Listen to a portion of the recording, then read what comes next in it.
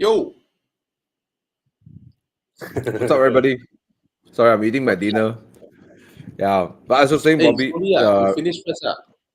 no, I can mute myself. Why? I'm almost done. Yeah, Yeah. mate, we like to hear your ding, ding, ding. No. I'm gonna mute myself when I talk. Yeah. But Bobby, you. I need before the show start, we have this little conversation, and you're right. There's some models that has desirability, and some models are just um either Because of the affordability. because of the affordability, and there's nothing wrong with it actually. It's nothing wrong with it. Yeah. It's just a fact. Like I agree there are some cars that are bought were just to get by. It's just affordable. Just like, and there's nothing wrong with it, right? Sometimes you need something like that. Yeah. Yeah, that's why we want people to discuss whether the what I concluded. But anyway, we wait for people to come in first. Sharan, Kumar, Kevin Tan, welcome. Kevin, Yeah, those of you here, welcome. And talk about it. Interesting. hey, Jiang, you say they posted the post in ship posting. You post our live link there, ask them to come in and discuss. We discuss this tonight.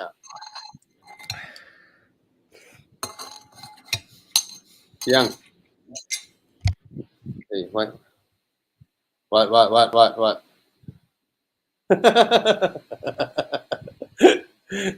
Okay. Okay, hi Kevin, hi Sharan, hi Vincent, What's up, guys? hi Eric. Vincent. Hey, Yeah, Vikash. let's wait for more people to come in. You shared a link to that. You said that we will discuss it tonight, Jiang. Yeah, I thought about it, right? We didn't buy the XC40 because we couldn't buy the X60. We just wanted a smaller SUV. Yeah. Exactly. Yeah.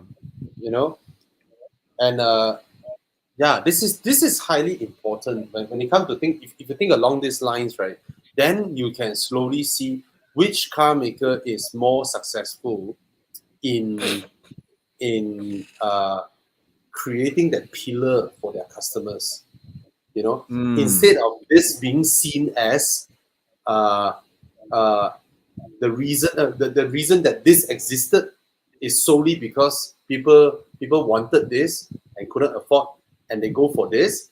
That means your customers is easy to be swayed away into buying another brand anyway. You will lose your loyal customers. Yeah.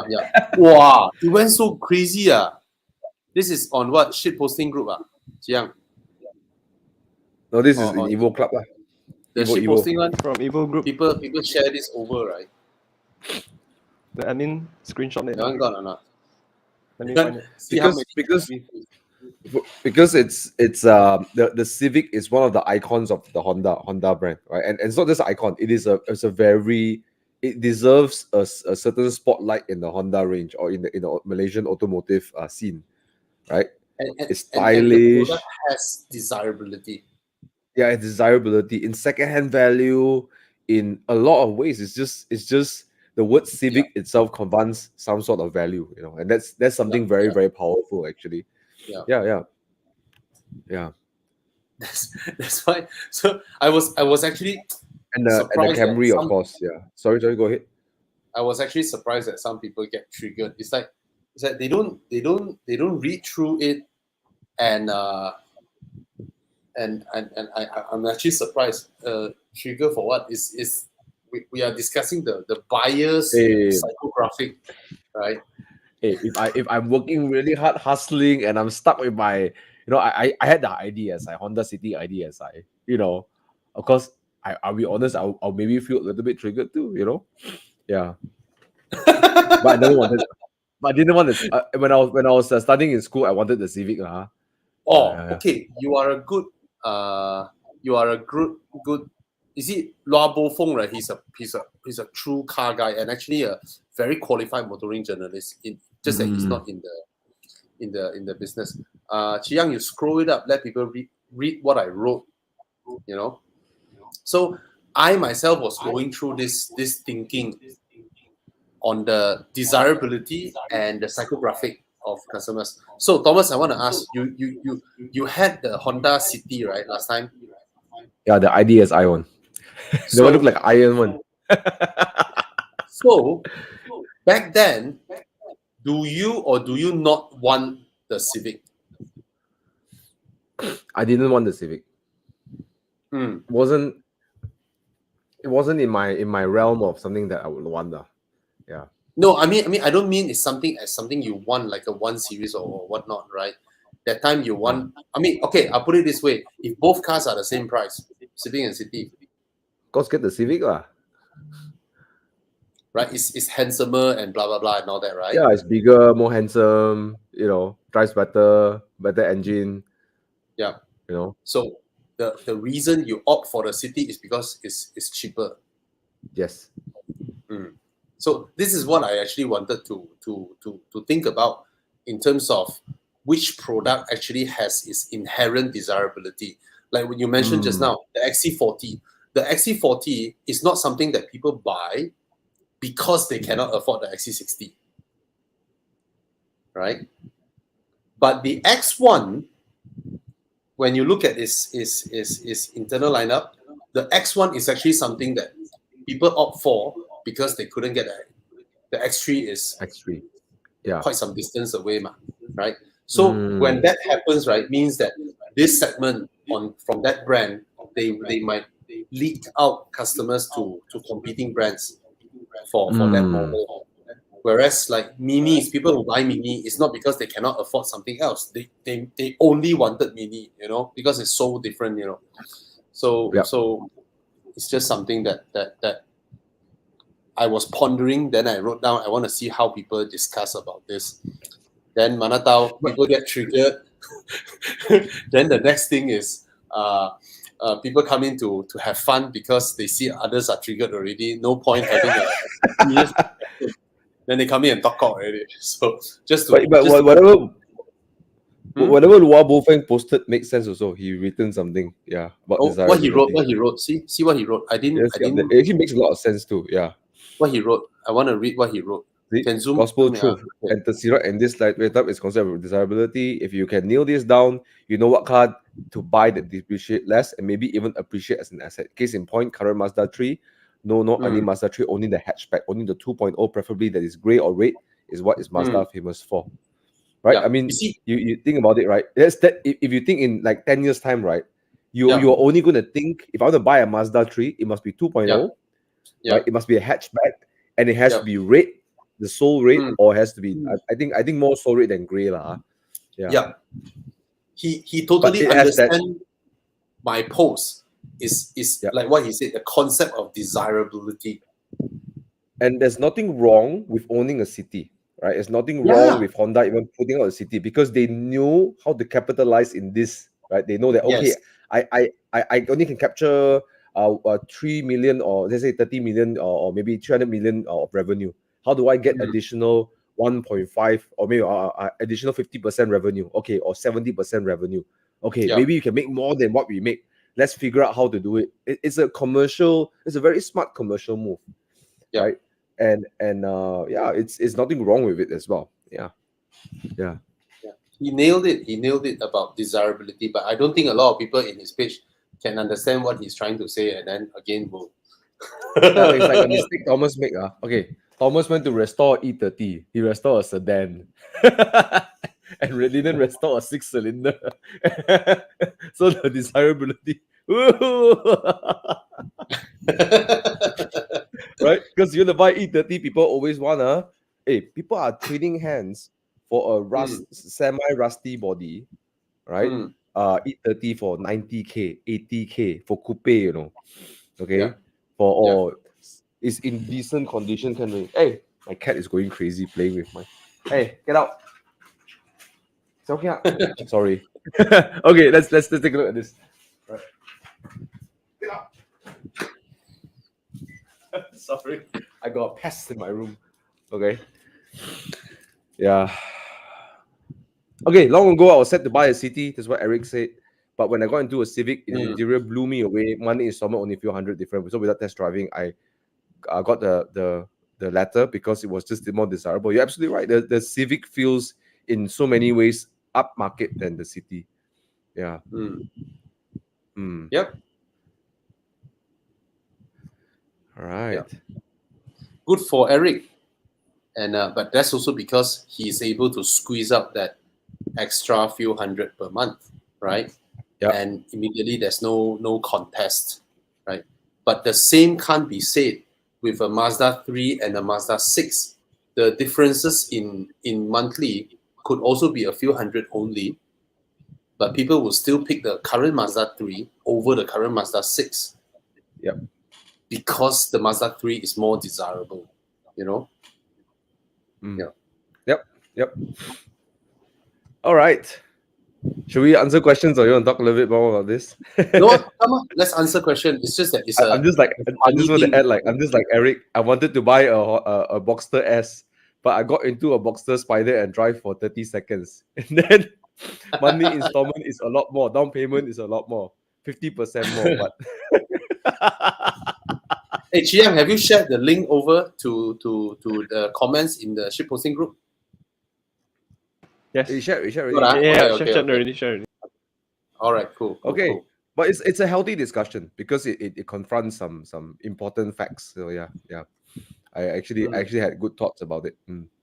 Anyways, thanks Bobby for that. If you guys haven't seen the post, go and log into and sign up to club.evomalaysia.com, and then you can sign up to be one of our Evo Club members. It's free, and then you can show our admin that you've signed up, right? Yeah. And then they'll let you into the group because everyone inside Evo Club group are car owners, not just people trolling and stuff. There's just people are car owners in the group. We are actually very, very, very strict in admitting members into, not members, admitting people into this discussion group.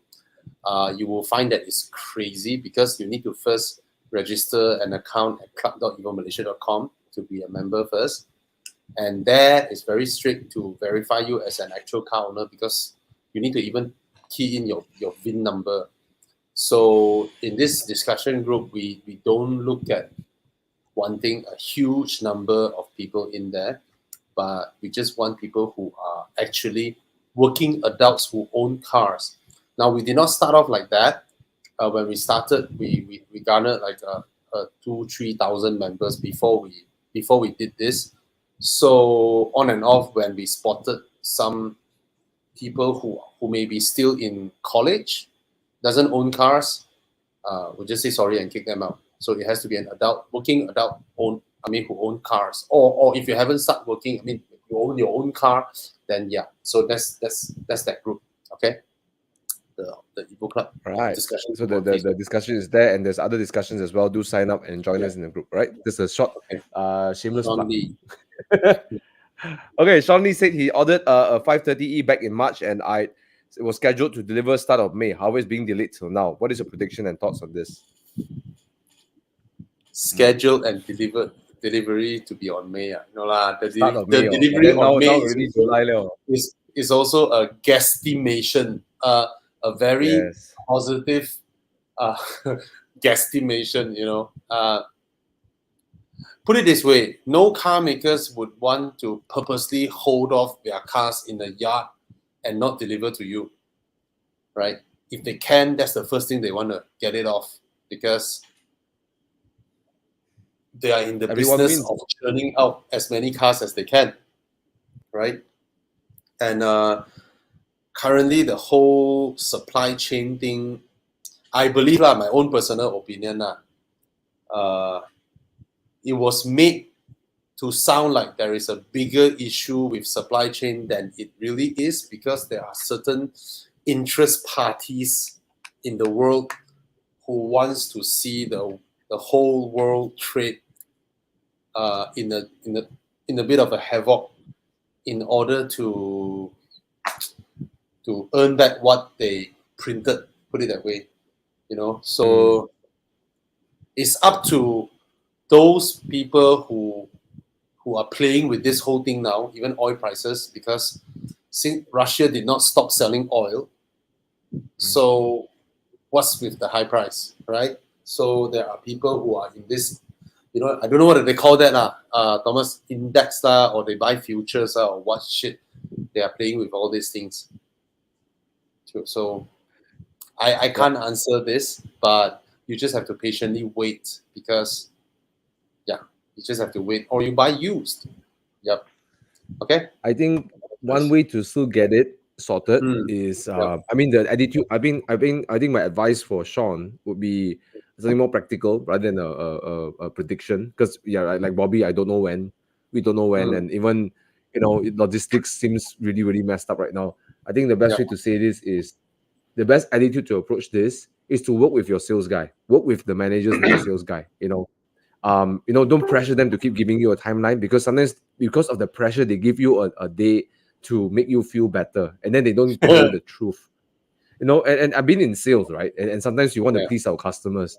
And my XC40, for example, I'm talking to Chu Yang and his team at Juru and with Tony, and then I told him, look, just tell me the truth, so we can make decisions. We're not going to scold you, we're not get angry. We just want to know what to do next, right? And then they were very forthcoming, and they update me whenever things changes and so on and so forth. And that's something that's more workable for me. And turns out that because they understood me that I wanted a T5, and then when they had the first chance to get the T5, they called me, right? Unallocated T5. So the point I'm saying is that you got to work with your salesperson. Don't pressure them. Don't force them to give you a date that they know they can't promise you to. And right? One thing I want to add also, salesperson only get their commission when the car is delivered. So there's and another thing, right? For those of you who don't know, right, people who work in car industry as a car salesperson, their salary range from 500 to 2,000 ringgit only. So their livelihood is all based low basic salary. So this whole disruption, you have to think about it. A lot of people who sell cars, right, they also got family and they also got kids, a wife and all that. They also need to pay their housing repayment and all that. And this whole disruption is disrupting them more than you who are waiting for your car. Your worst case scenario is you get a newer car. Their worst case scenario is they need to borrow money. They can't pay their housing rental or installment and all that. Is more detrimental to them than it is to you, to be honest. Okay. And what you also get is that you lock in your prices, and whatever price fluctuations that's gonna come won't affect you because you've already locked in your price. So just be patient and understand it's a world issue. Nothing a Malaysian car salesman can solve. It's not personal also. Yeah. From Proton all the way to Rolls Royce, nothing they can do. Yeah, they are the victims as well. Okay. Let's take a look. Sharon is saying, hi all, I want to ask your opinion about the brake pads and disc of Passat B8280 warranty already finished. I want to change third-party brand, so please give me suggestions. Or this one, actually, who highlighted this? I think the best person to ask Sharon. Sorry, go ahead. Yeah. You can actually go to any workshops and put it this way. A lot of car brands, right? Their brake pads are all supplied by Brembo, and Brembo actually make equivalent, OEM one. So, but the problem is there are a lot of fake products out there. What I heard is 80% of whatever Brembo stuff that is being sold in the market are all counterfeits. They are all fakes and counterfeits. Sometimes it's so serious that the stockists don't know, the sales, the workshop also don't know, because the boxes and all that. So just be extra mindful, when you're buying this, or you can, if they have an official store in Lazada and all that, you can buy from the official store. Don't just go to Lazada and then you see a lot of 5-star and then you see the person put in the caption saying genuine, 100% genuine, 1000% genuine, and then you think it's genuine. Because if someone wants to sell counterfeit products, of course they will write 100% genuine, right? That's the only way to sell a counterfeit. So be mindful about that. You do get some savings instead of buying from the 4S dealer or 3S dealer. Yeah. Okay. All right. Let's take a look. Next one. Kita was asking, would like to ask opinion about getting a Mazda 2 2018 62,000. Any suggestions? Mazda 2 is not my favorite Mazda.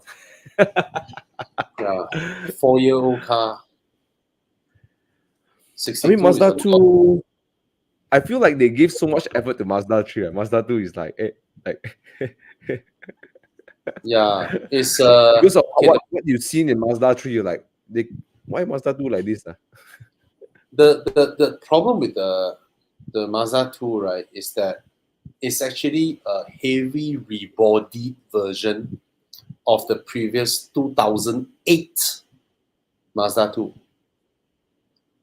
Okay, the old one before the new look, and they changed the interior, they changed the body panels, but that segment has grown so much, and this car that is based on the old 2008 one, right, is so small. Yeah, look. I mean, it's a very, very small car, and The inside is small. yeah, The I know rear it's seats and the 60 something space. thousand now, and in fact, 50 something you can get one. But granted, the car's price went up greatly. It's 100 plus thousand now to buy a new one. So for me, I would take my 60,000 if I'm already ready to buy a used car, right? I will take my 60,000 and really look around for other things. If I'm not wrong, Chiang can find a Mazda 3, like 2016, 16, 17, can find Mazda 3 66,000. around this 2018 price. also can. Bro, 2018 also can, bro. 2018 also can, Yep. Really, try. Yep, but but you're going to sedan. Sedan, Sedan either way, Mazda 2 sedan. either way, The Sky hatchback Active very hard to 2.0. find. Yeah. Yes. How much would it be? You're looking at sedan. Hatchback also, got a 1.5 lah. You got the 1.5 hatchback. Yeah. Mazda 3. Oh, around the same There you go. price.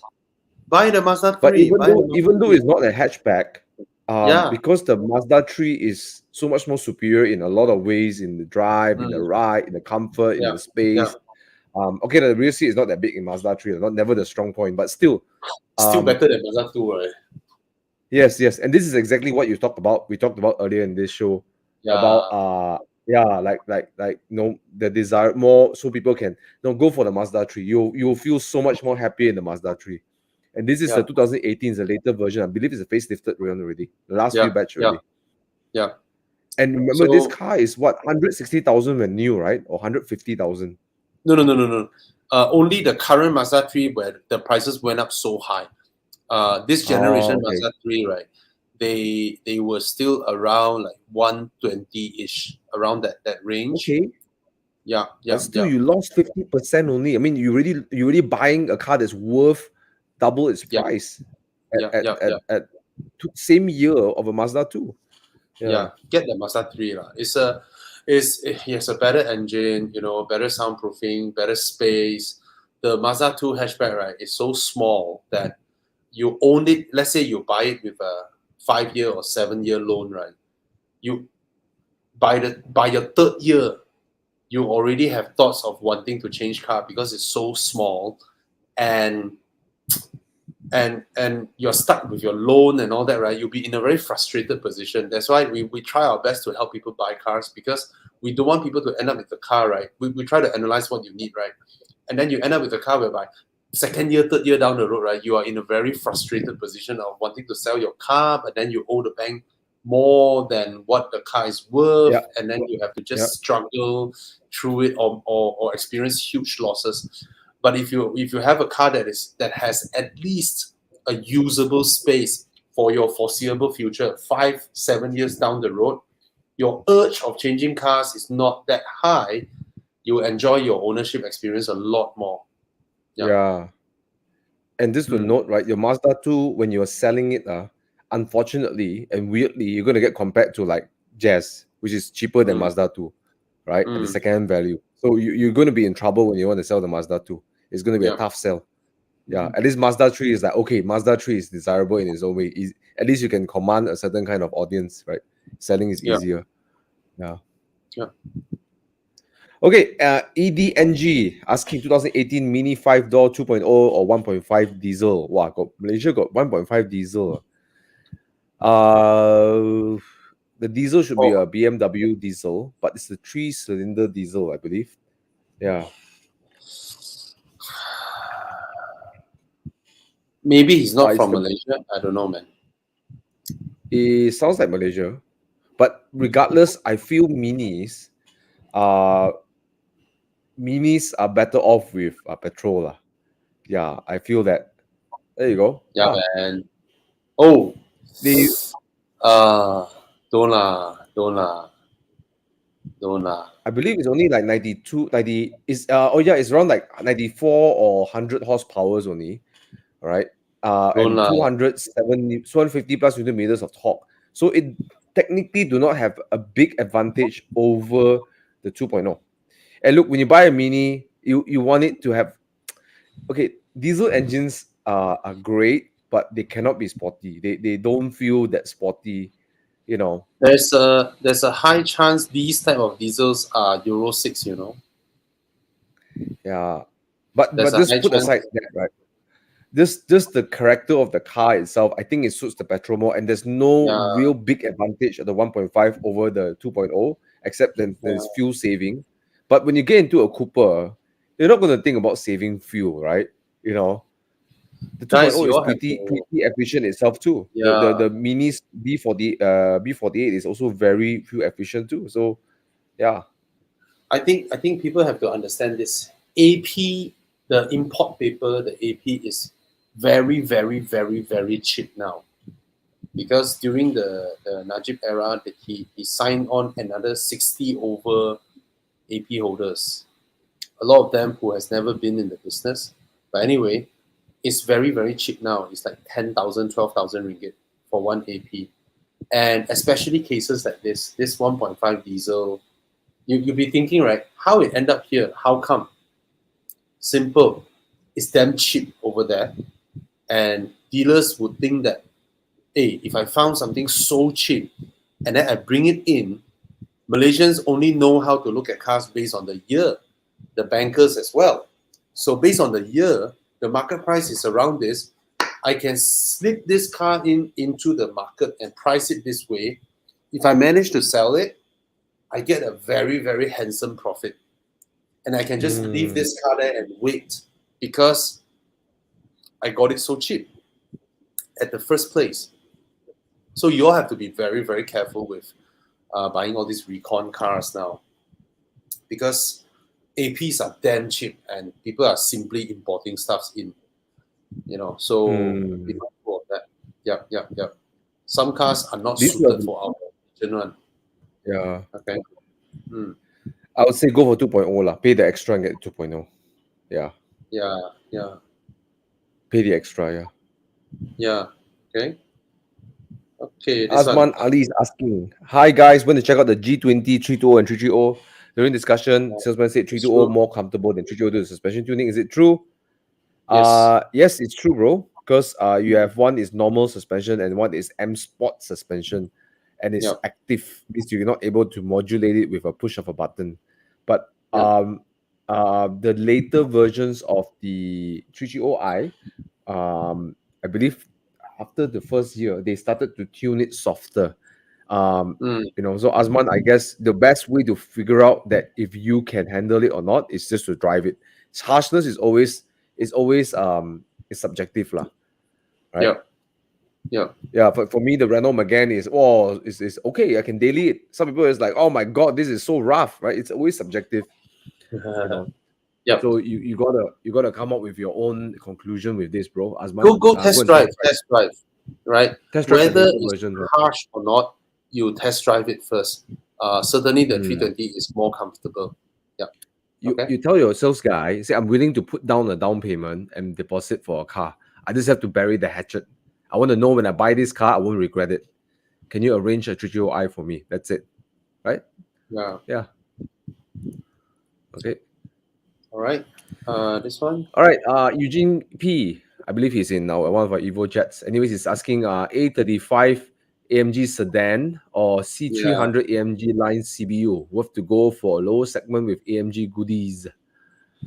If the space of the A-class sedan is okay for you, then let's just assume, I don't know the price because I didn't check the prices. Let's assume similar prices, right? I can guarantee you the A35 will hold its value a lot better than the standard C300 because it's a performance model. Secondly, the sedan is rarer because most people will go for the hatch. The hatch is more desirable, but hey, when you are that rare, then you will 3 years down the road you will see your car holding value way better than the standard production run C300. Okay?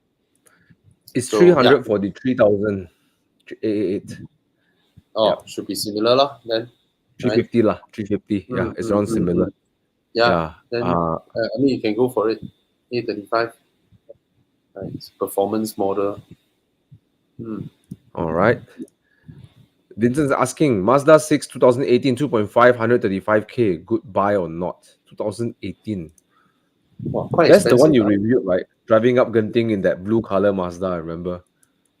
I think so. Sorry, I review like 1,000 over cars over the past 4 years. No, you did one, and then you were so impressed with the gearbox tuning. Oh and yes, stuff. yes. Mazda gearbox tuning is impressive.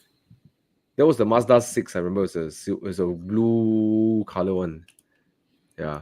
What's wrong with Muda's Bit crazy, indexing right? of Mazdas? When you search Mazdas on Muda, right? Whatever Mazda also come out one, no, regardless of what you type on. Yeah. Hell no. Right? Hey, Chiang, next time you see questions like this, right, you go and search first. Okay? If you spotted questions Okay, I like this, right, found it. Yeah. first. There's the all new Mazda Import 2016. Okay. Can you show us? Chiang? I'll show you. Sure. Show everybody. Yeah. I still don't know how to share screen.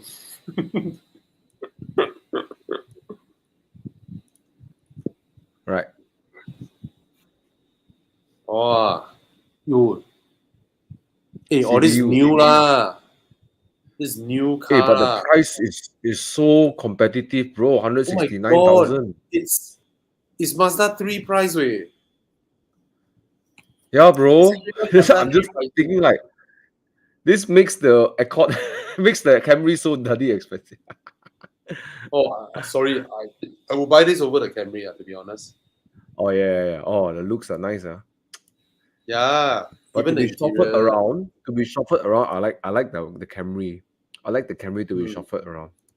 Yeah. So if it's 2018, right? The question is 2018, correct? 2018. So but Thomas, the new years, Camry, they give it a sporty suspension, you know. So the new Camry, Camry, rides very similar to the Mazda 6. It's no longer the floaty Camry it was.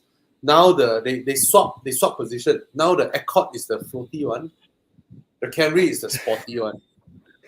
Same like the how Camry in the rear seat, I love it. I love the Camry, the rear seat. It's my favorite car to be chauffeured around in. Yeah.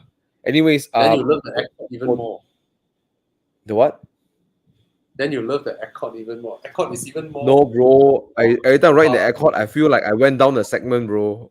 And I sit in the Camry, I feel sort of Lexus-ish really. It's entering Lexus zone really, you know, like, Yeah lah. A bit of that. But even old Camrys are my favorite to ride in. No. Anyways, and then I ordered one time. I ordered a 3 Series come and pick me up. I was like, oh my god, why you give me a? Then the rear suspension never changed the mounting, like dung dung dung dung dung dung. I'm like, wow. Okay. Anyways, hey bro, Mazda 6. If you take a 3 Series to come and pick you up, you can't be spending that money on suspension, right? Right.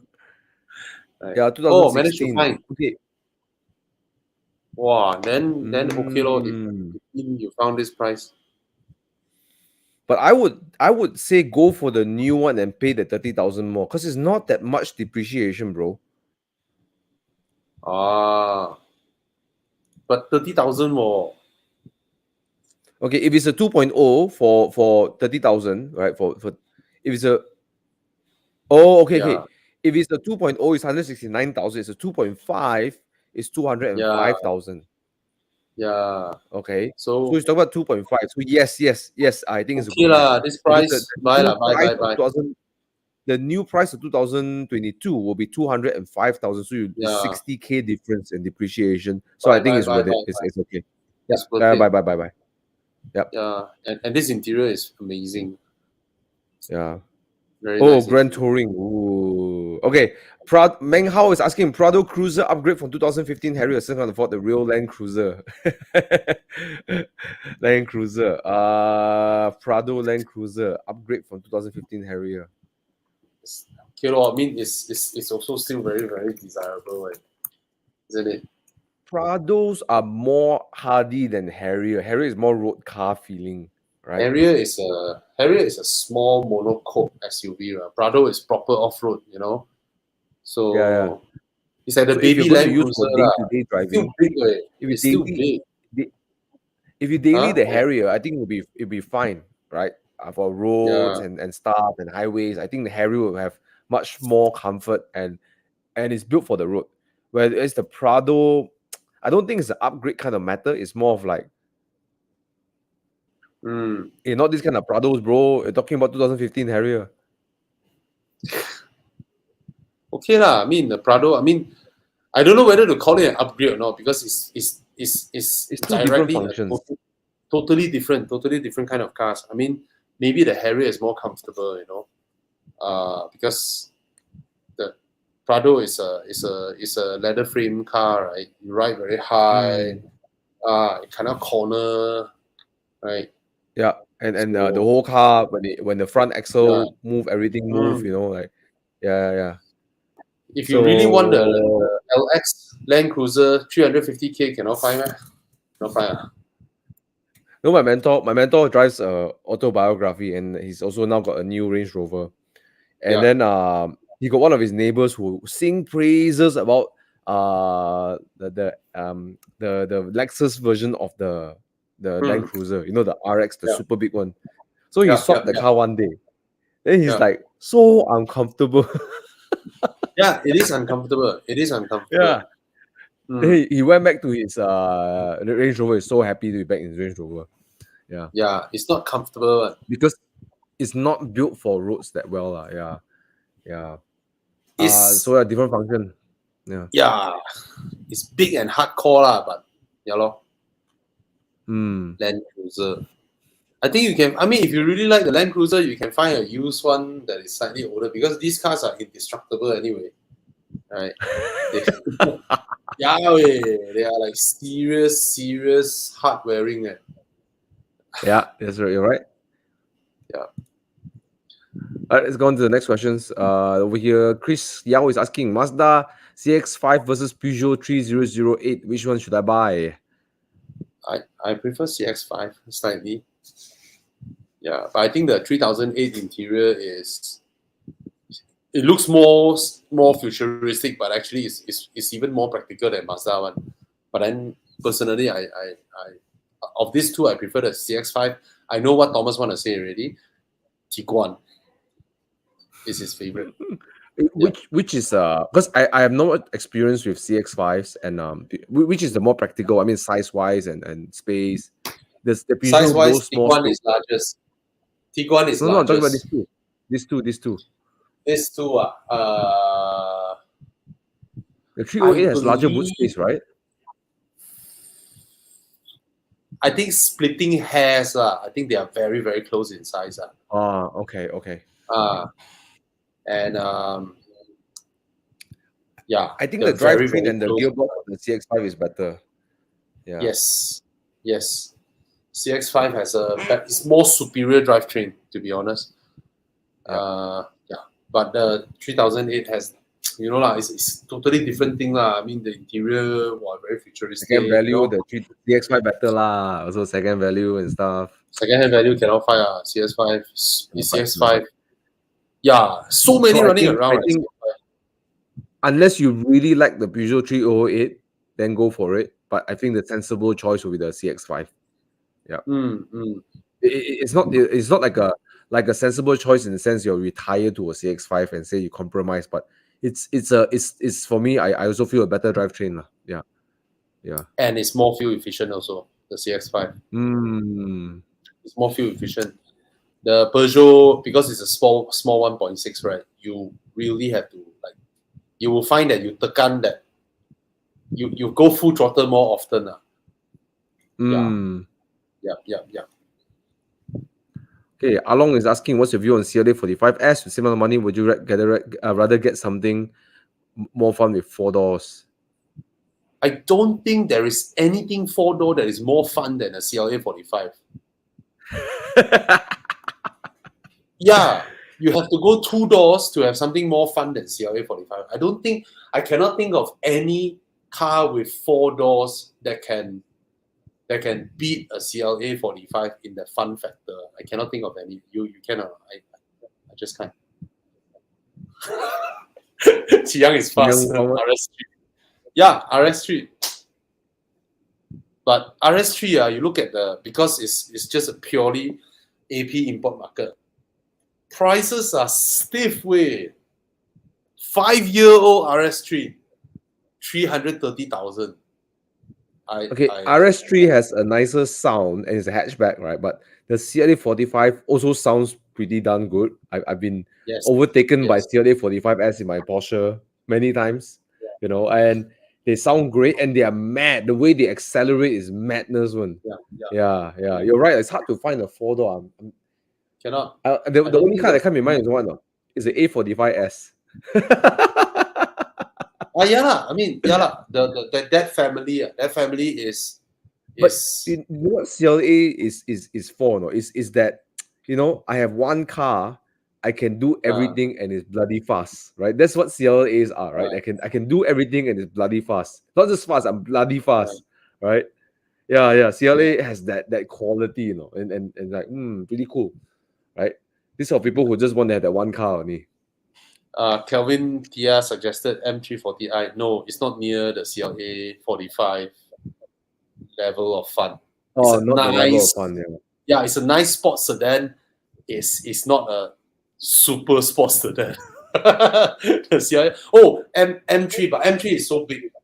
M3 is big, but M3 is fun. But the price also, different, bro. Price for the price. Yeah. And the M340i is like a souped up 3 Series. I feel it's a very good and extremely well souped up 3 Series, right? But an CLA 45S has that mad engine, like racing engine. It feels almost like racing engine. Kind of stuff, right? It's like Civic.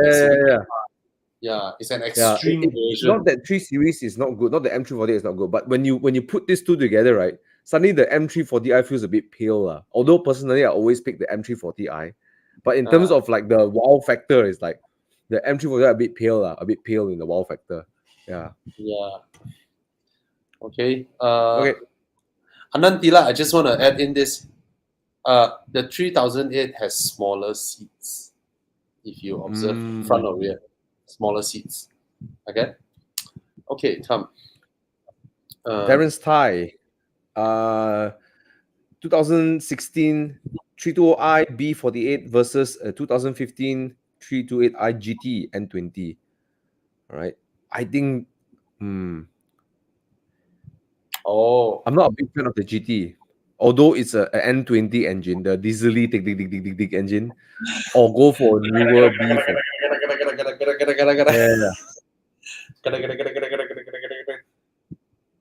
Last time I drove a 428i, right? I drove my mentor's place, right? Then he was outside, no. Then I opened the door. He's like, "Hey, you bought diesel, is it?" No, it's not my car, lah. I drove my friend's car. Hey, you bought diesel car, is it? It's funny, at the same that era, right? Both Mercedes and BMW's 2-liter turbo has a diesel clatter. It's so embarrassing. The W213 or 214, I can't remember. It also sounds the same. No, he had the E-Class. He had the E-Class that has a slight clatter also. Yeah. Okay. Anyways, I think go for the 328i because I don't know, I'm not a big fan of a GT, but I think it's cooler. I guess I don't like the GT lah. I don't like the GT actually. I don't like the 320i engine lah, bro. So I'm kind of like stuck right here. Hey, wait, the 320i also B48, right? Yes, but the Cannot internals are kill, man. different, and it's a Oh. 180 horsepower only. You know, Oh. whereas the Whereas the 328i is the N20 is the 245 horsepower. yes. Right? But 245. the more reliable engine is the B48 lah. But I mean, Oh. not that the N20 is not difficult to maintain anyways. Is if you know what you're doing, it's not difficult. Yeah. Then the facelift gets all the facelift goodies, right? The 2016 one. Yeah. Yeah. The screen also nicer, everything. Well, then get the 2016 one. You have the newer infotainment system. You get the newer engine, more reliable. And but of course, you don't have the space that the GT gives. So if you like the space that the GT gives, you like the powered spoiler. Yeah. Jiang, why you didn't search? You naughty, Thana not here. Why But you make fun? GT is no, no. I can't wrap my head around the GT. It's just I know. I don't know. I just leave it there. Okay, I just can't wrap my head around it. Wow, Jess cool. very supportive. Hey, Con. Yeah. Jess is listening to us talking while stuck in traffic. Wow. Please drive safe. Hello, Jess. And Story coming from Evo. Yeah. We're glad we're entertaining you while you are in the jam. Okay. So once for you're those back of to you KL, who are join us for here, weekend drive. Sorry, and for sorry, those of you who are Thomas. watching and you feel entertained, please help us share this show with your friends. Ask them to Yeah. join you, remotely. Like you guys are just hanging out here, right? Just hang out, and a friend who's looking to buy a car. Let them know every Monday we host this, free flow, non-scripted. We're here for you. All right. Yeah. Yes. Yeah. Hey, Con, what's up, bro? Today feel Very good, good, very resting today. Close shop, right? Today. Yeah. Well, of course, we prefer to run in business lah, but my crew needs their family time for Haji. So I see. Yeah. Good, Yeah. good. Yeah. Good Yeah. boss, good boss. So Okay. yeah. Quick one. What's that? Oh, sorry. Oh, what did you press? this one, Quick one. You go for the quick one first. Never mind. Okay, Louis is asking, hi Bobby and Thomas, it's me again. I'm considering between a new Civic FERS and the F30 330i LCI. The 330i blew me away with its performance, but interior space reliability concerns me. Okay. Don't worry about reliability. The B48 engine is reliable. The cooling system requires preventive maintenance, but that's it. Space, yes. Absolutely. F30 Civic destroys the is 3 Series in space. Yeah. If you are at Civic versus F30, the F30, the Civic definitely wins on spaciousness. But don't worry about the 330i's reliability. It is reliable. Yeah. Okay. Mm. And this one, quick one, 95,000 for a 328 GT. Go ahead. Quite Okay. good value. Very good value. Quite Very good value. Bye. Oh. Okay. Bye. Wait. What else? Okay. N20 engine. Who clicked this one? Not me. Same. I don't know. It's a star here, so I just click it. But I see. to quickly get out of We it. talked about it already, yeah. The B40 is a much better engine, but the N20 is reliable if well cared for. Timing. Yep. The timing chain guide, yes. Yeah. Timing chain guide and B segment. Okay, What car model Timothy, got quick upgrade one. from- Give us a budget. You have to give us a budget. Yeah. If you're still listening here, you give us a And budget. All right. If you're coming from the Polo sedan, right, a B segment is a sideways move rather than an upgrade. But current Japanese B segment has grown so much that you will feel it's an upgrade, to be honest. Like the new city that we drove, right? It's like, wow. Oh, yes. Yeah, right. So refined. Anyway, You got one? Sorry. Q50. Q50 Infiniti. Yeah, I know the used car prices is very cheap. Do know that That's the this is a very reason. rare car in the market. Yeah. And it's rare. It's rare, and there's Yeah. a reason. I don't see it in terms of interior appointment or space or whatever. Right? I don't see it superior from a Accord or a Camry in any way. Yeah. So Yeah. it's actually an executive level of a Japanese sedan that was intended to be a luxury car. And you look at the used car prices, and it's a good looking car. It's pretty good looking. So, I mean, up to you. If you really like it, I think, and the Japanese engineers have made quite a few changes to that engine that Mercedes supplied. I remember Japanese engineer was like, they were checking the Mercedes engine. They were like, "Hey, why is this designed this way? Why is this designed this way?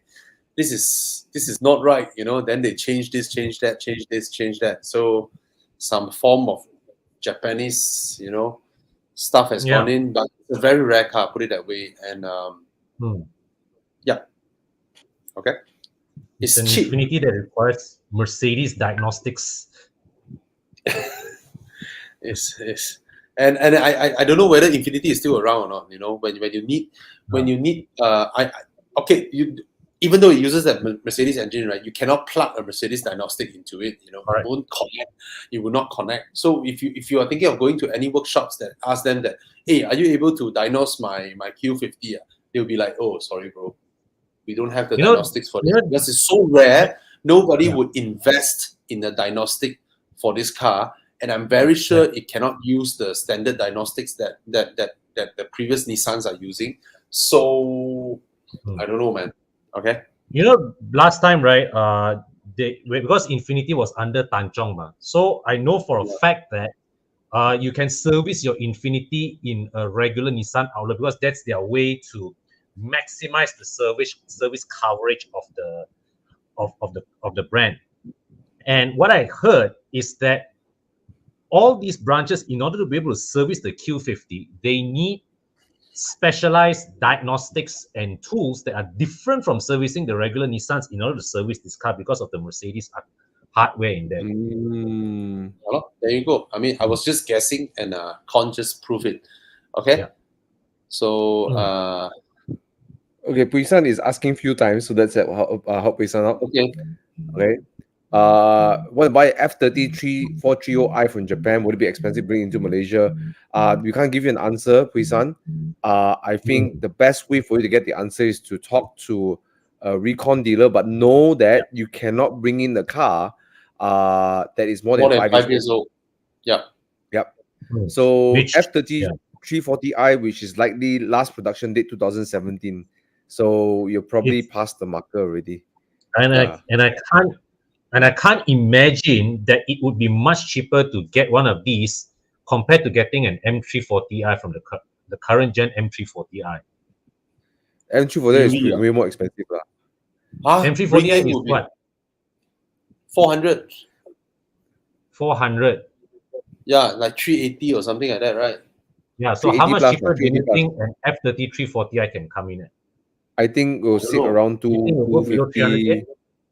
Yeah, 250 like that lah. Maybe I'm Okay. guessing. I don't know. I don't know lah. Okay. I don't know. I totally don't know.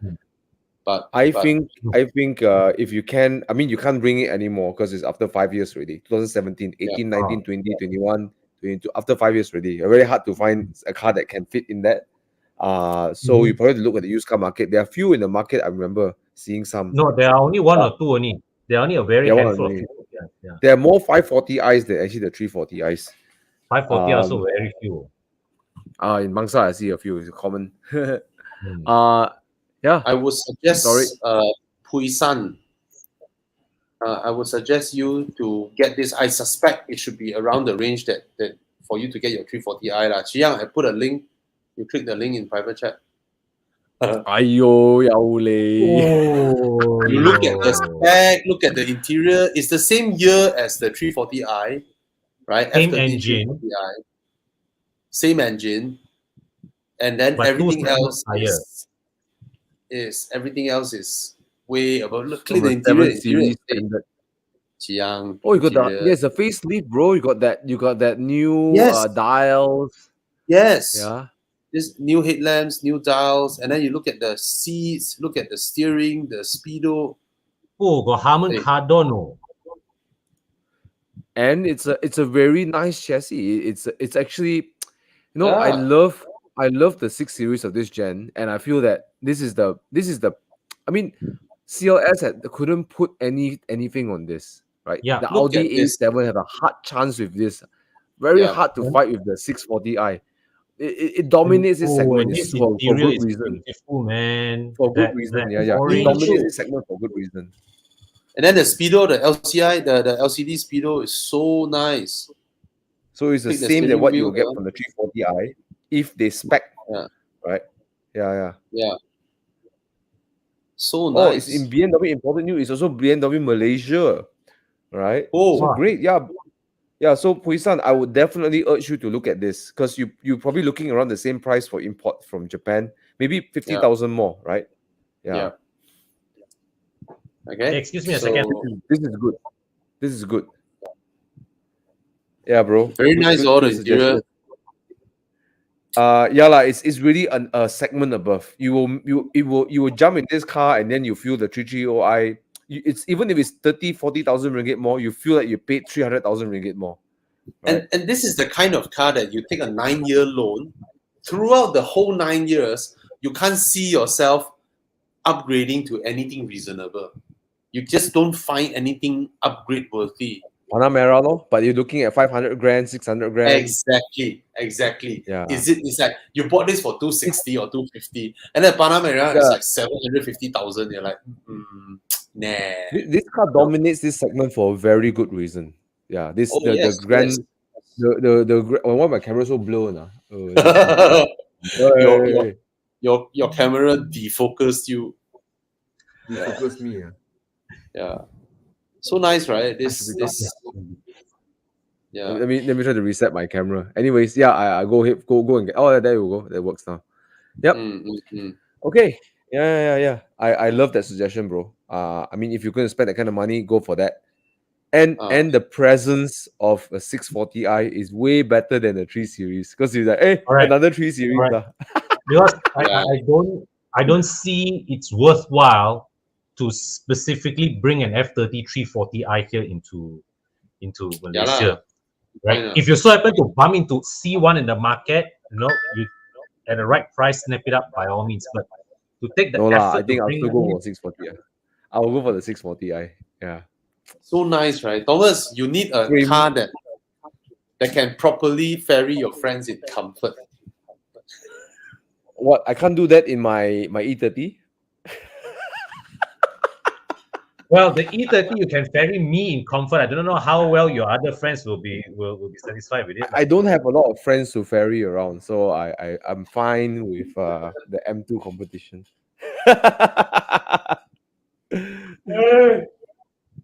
Okay, what car eligible to join Evo Club? To join the Evo Club, Malaysia.com, you just need to have any car is fine, right? But any car Evo that Enduro you own, any car that you own, you own any.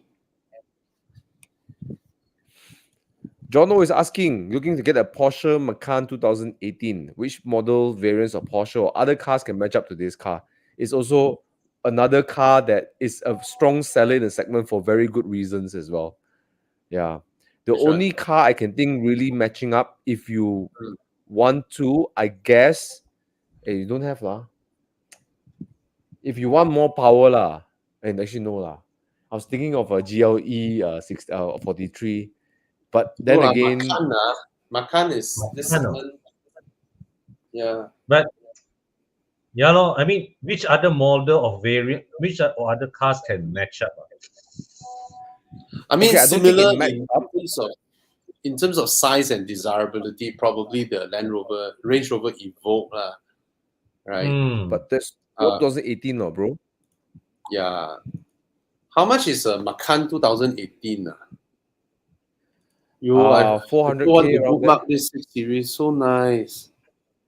So nice. 400K. 400K. What? Steep. Sorry, 360 to 400, yeah, depending on spec lah. 345, man. 365, 400. Solid. Is Right. this the facelift? Yeah, No, bro. not yet, right? It's not the facelift yet. Right? 2018 is the let me see when they facelift. 2019 lah. This is the last batch before facelift. Yeah. Okay. I actually prefer this tail lamp. Yeah, I don't like the new RoboCop, tail lamp. Yeah. The unibrow. Unibrow. Because it has Okay, a nice Macan butt, Mini- It's a nice Yeah, butt, and then you draw a line across. It's like, what the heck? Exactly. It has Chiang. Velar. Yes. Different Chiang. Chiang now. job. It Good doesn't job. drive Man, as well yeah. as the Macan, but it's a bit It left doesn't. field, a bit left wing, but It doesn't handle as well as a Macan, but handling or mountain twisty road, the Macan, I would say, serves 10% of the time. 90% of the time ferrying around, right? The Velar is one size larger or two size larger than the Macan inside. The Velar is And you know straight what? up. Yes. everyone has a Macan. There's Macans everywhere. You go Setia Yeah. Alam, there's Macan. You go Klang, got I think- Macan. You go Bangsa, got Macan. Everywhere got Macan, Yeah, but you get the Velar, Yeah. but I think in Velar is terms like of it stands out. I think in terms of presence, Velar definitely does not lose to the Macan. Definitely. I think it will beat the Oh, Macan much in terms more. of rarity and all that. It's not Macans my are favorite. so. Macans is Sorry? what? Macans are Common, right? everywhere. Yeah, like nobody Yeah. cares anymore seeing a Macan, right? It's not my favorite Velar, design though Velar, but but because the sheer numbers of Macan, the Velar, the Range Rover will stand out lah. Yeah. Wow, look at this one. Hey, click this one, Jian, the white color interior one. My God, Ooh. I actually love the Velar. It's beautiful. It's beautiful. Really, Yeah, I'm not a big handles fan of well. it, but Yeah, the traditional Range Rover enthusiasts, all of them don't like the Velar. okay. After all Because- said and done, would you pick the Velar or pick the Macan? I would pick the Velar. Really? I would. What do you think? Yeah. Which one would you pick?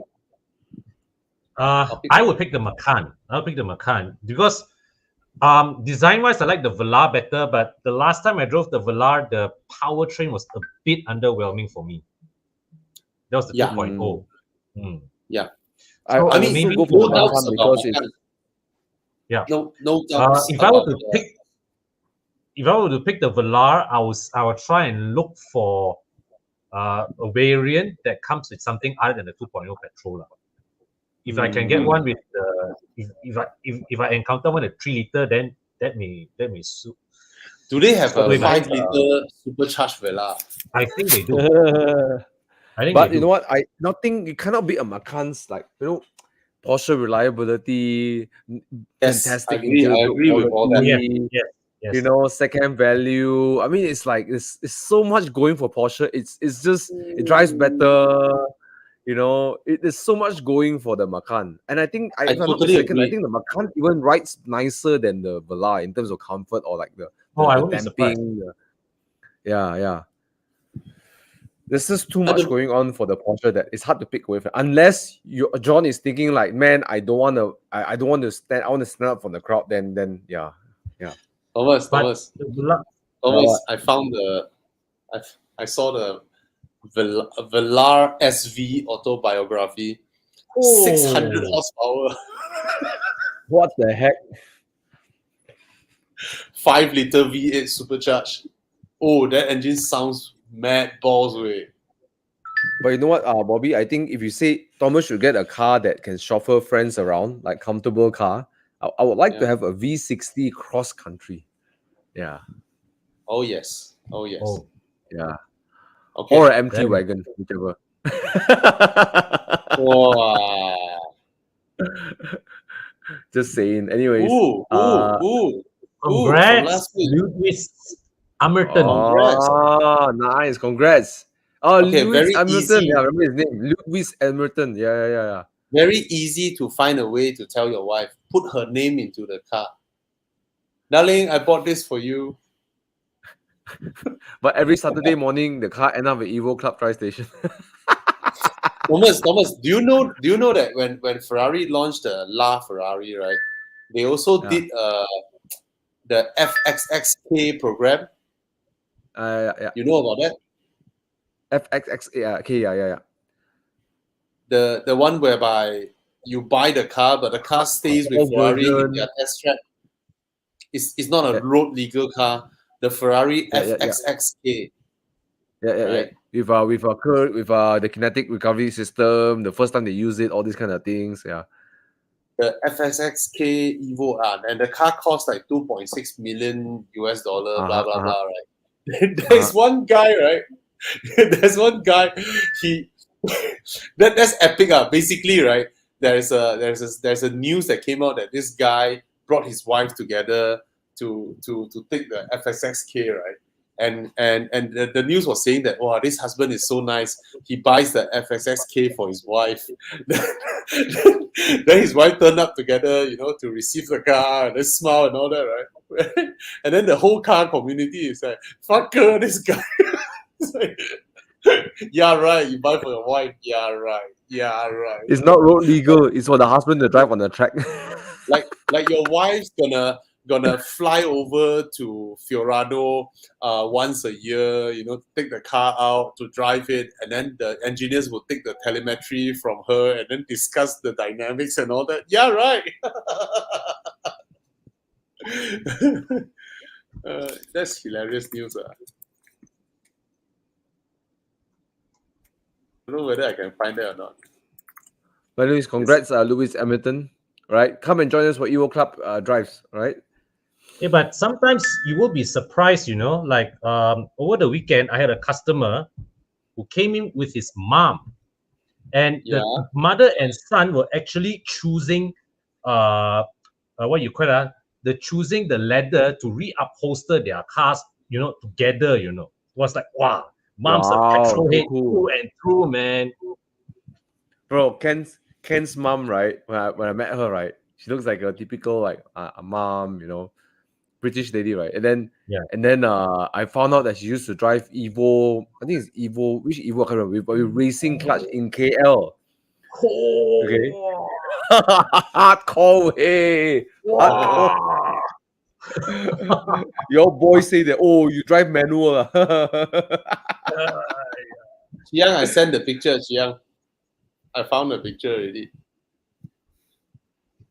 Anyway, all right, let's take a look.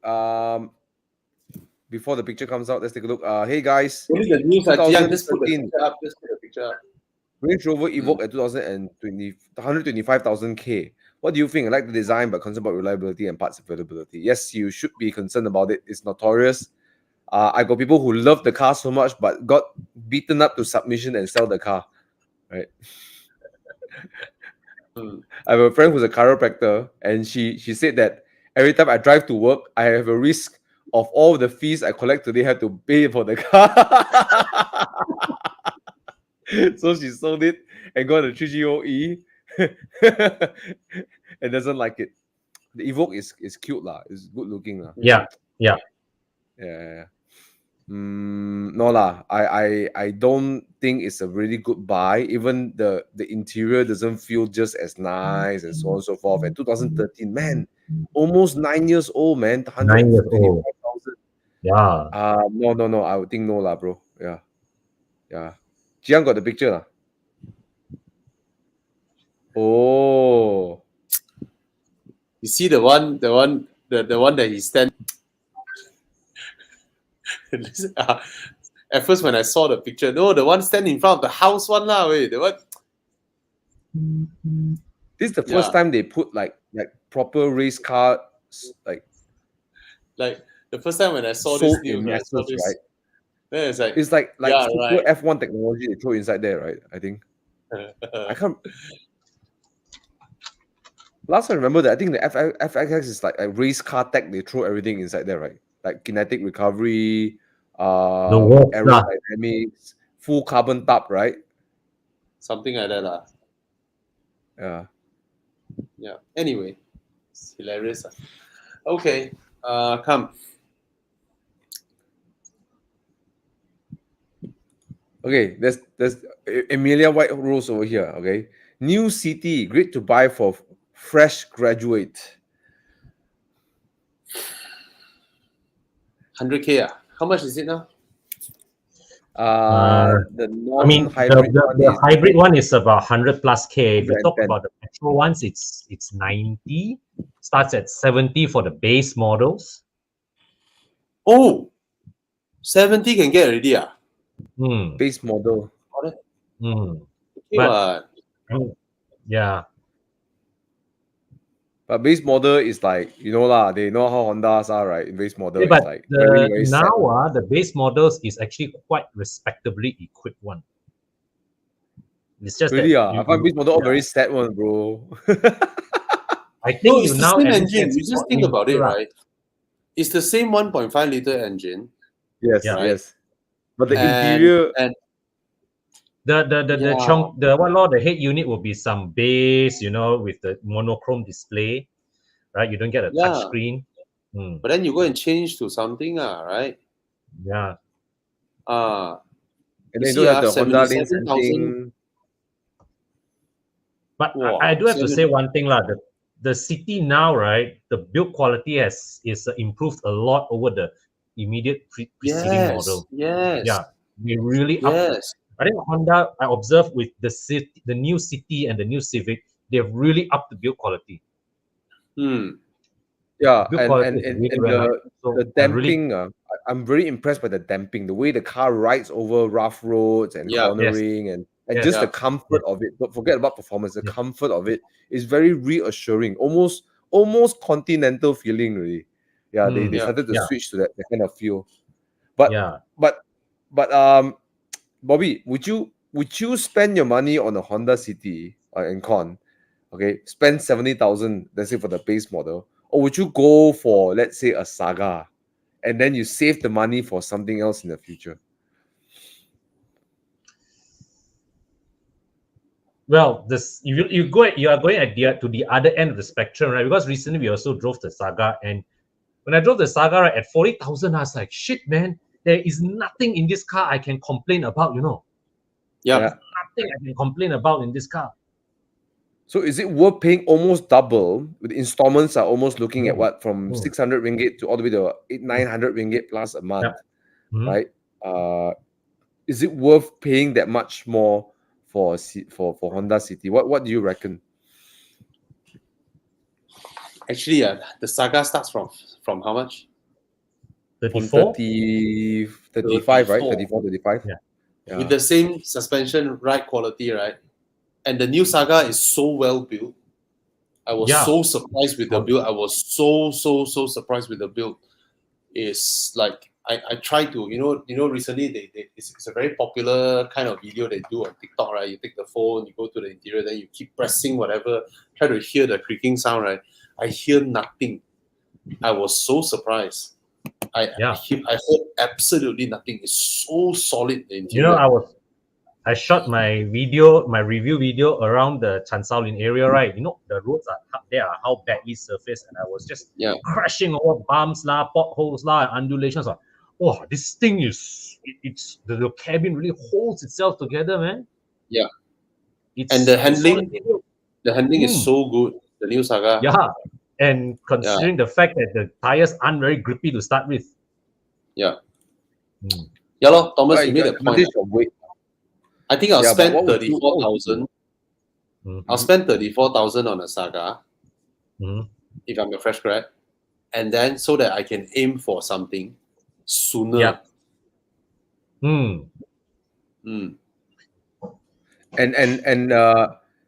And actually the Saga would sell very fast. When you want to sell it, I mean, how much more are you going to lose? 34,000. Yeah, it's not gonna depreciate until 15 in Correct. 2 years time, right?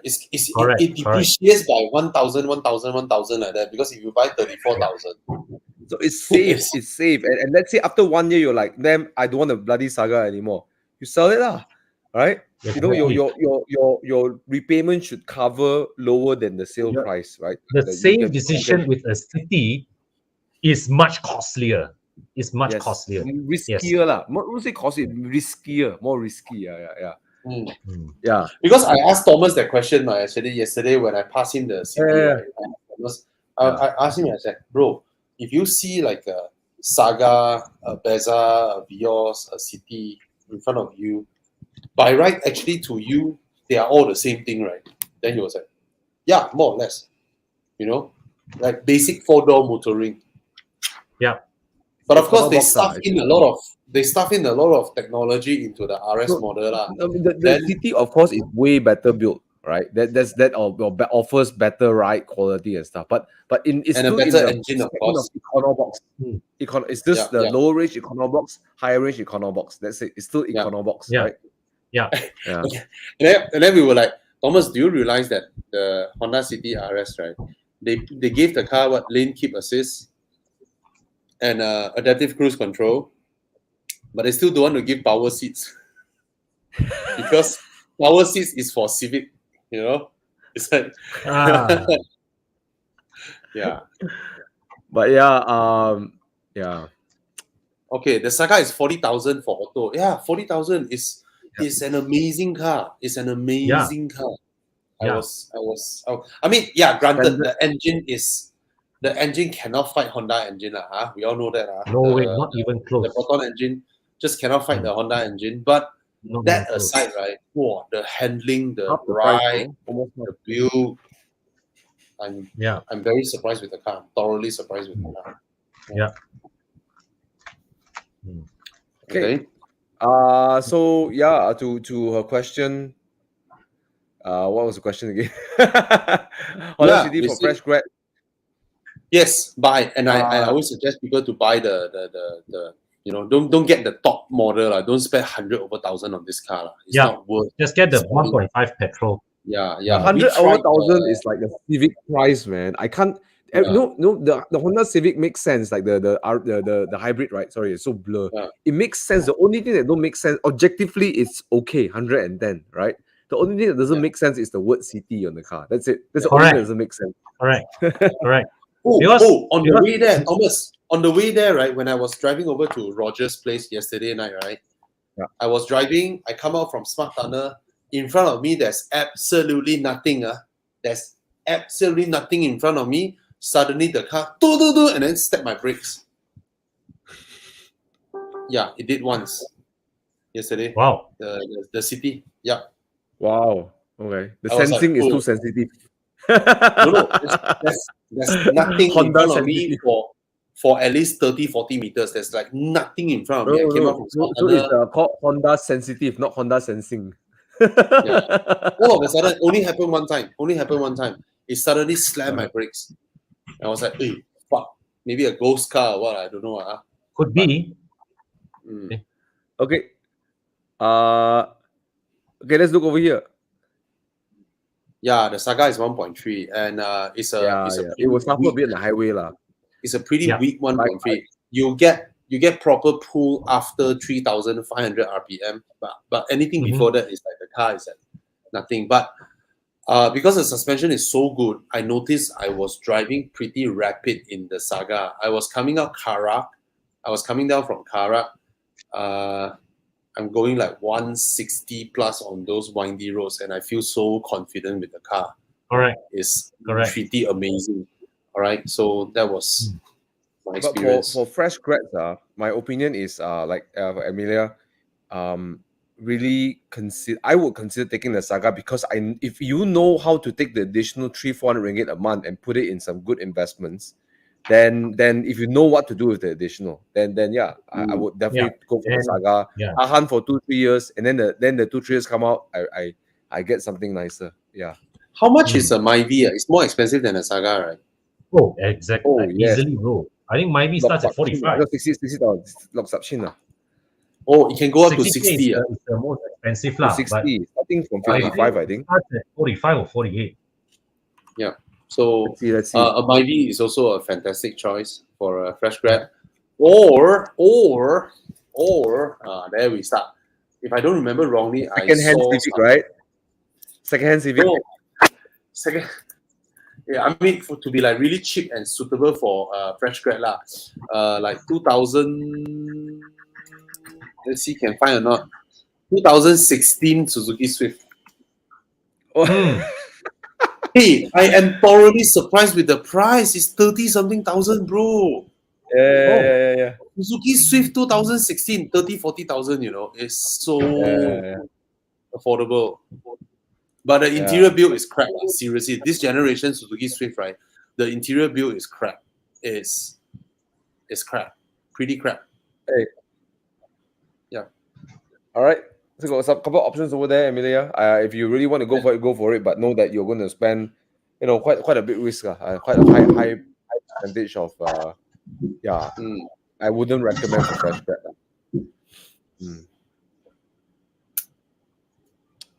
Suzuki Right. Swift. Anyways. Nice. Sorry. Ready to move on to the next question? This guy asked a few times already, so let's help him out. Yeah. Yep. What's the question Jing again? Shan Chin is asking, want to ask about Mini Cooper JCW year 2016. So he's comparing a 2016 JCW, 60k mileage Malaysian unit, or 2017 JCW with 30k mileage but Japan import. One newer, one older. The older one is Malaysian, more mileage. The new one is less mileage. I would Same suggest buy price, local. The I would 30K suggest mileage buy can first one or not? Yeah. I would suggest buy local. Because right, you look at 30k, 60k, you drive for a while, then you will realize that do you trust the 30k from the Japan import unit? Do you trust it? Or Because whereas the 60k Mini Malaysia unit, right, can be verified at an official dealership. Yeah. And you are not buying at like 110k, 100k, you're buying at 170,000, which is quite a lot of money.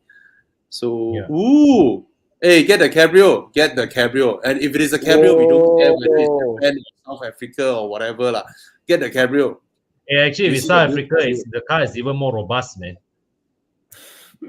But Japan quality, we know lah, it's nice lah, right? But then Japan car, right, your stereo, you cannot go above 100 hertz, right?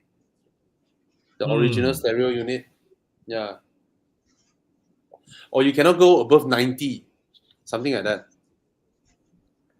I would, to answer Jing Shan's question, I would definitely go for I think after consideration, I'll go for the Malaysian version, right? And still get the support. 30,000 is not a huge difference.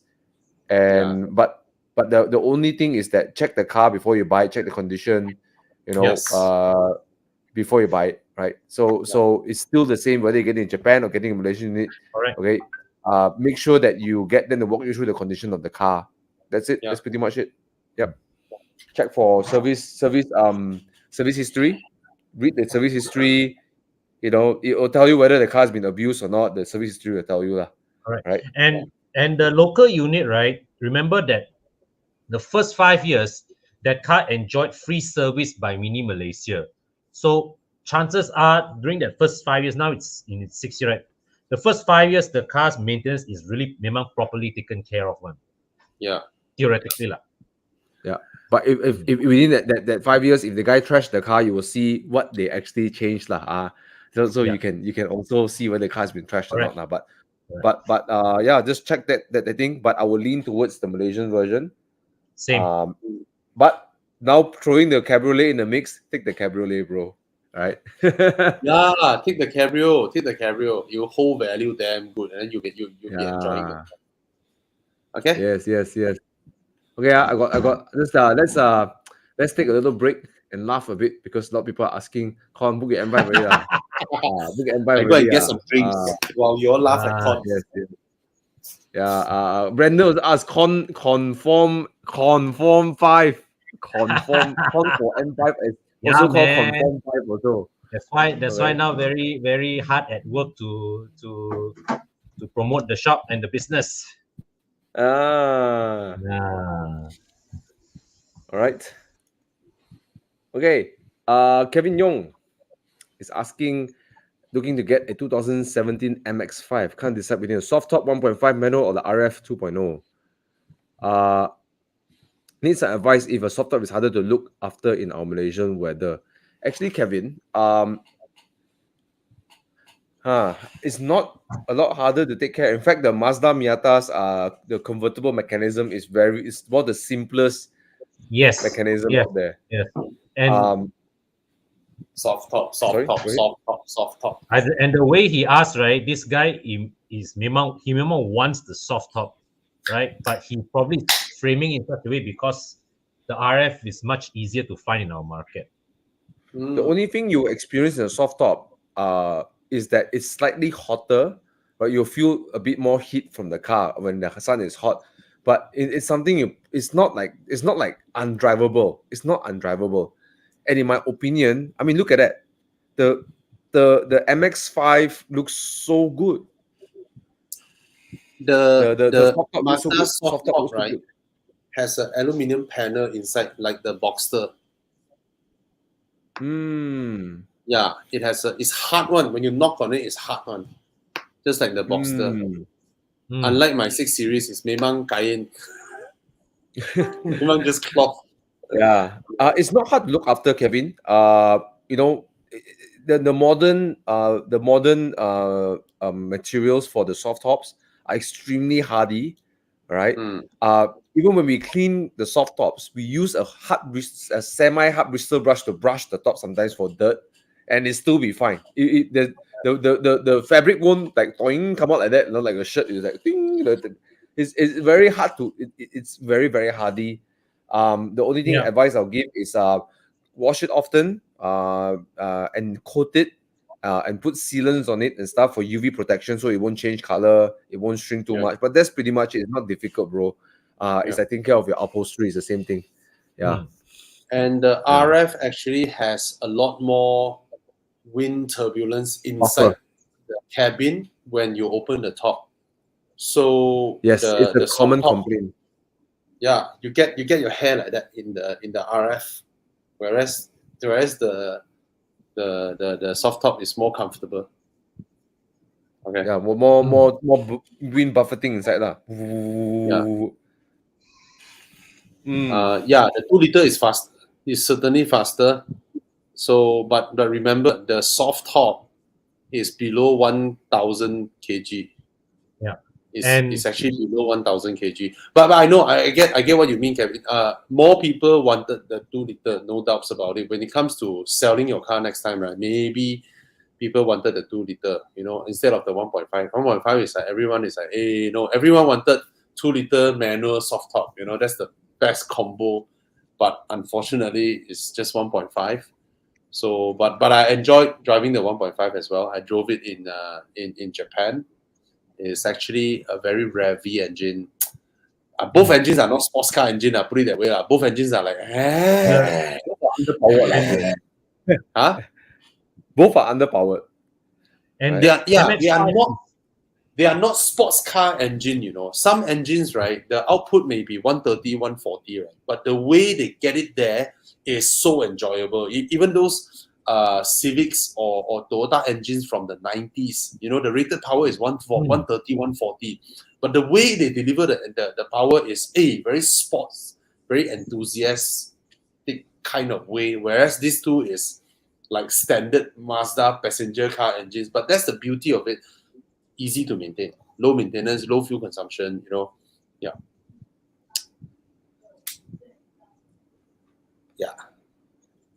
You guys want to say something just now about Con or anything? No. The only way to say that the Mazda is. Sorry, go ahead. No, I just want to say the MX-5, right, was never about speed or sheer performance. So even with the 1.5, I think there's plenty in the car to enjoy, both whether it's from an open top driving experience or just the sheer balance of the chassis. Yeah. It's a fun car lah. I mean, you will learn how to carry a lot of speed into the corner with the Mazda. You learn to touch the brake very little. Correct. Yeah. Yeah. Remember, it's quite fast one. Wow, a legend tuning. Oh, he said my favorite show, the tuning on a Monday. Oh, Oh, legend said that. Wow. our honor, okay. sir. Okay, let's Yeah, guys. If you didn't ask your Thomas, question Thomas, on top, please ask again. Thomas. Was that? Huh? Sorry, Thomas. MK7 GTI.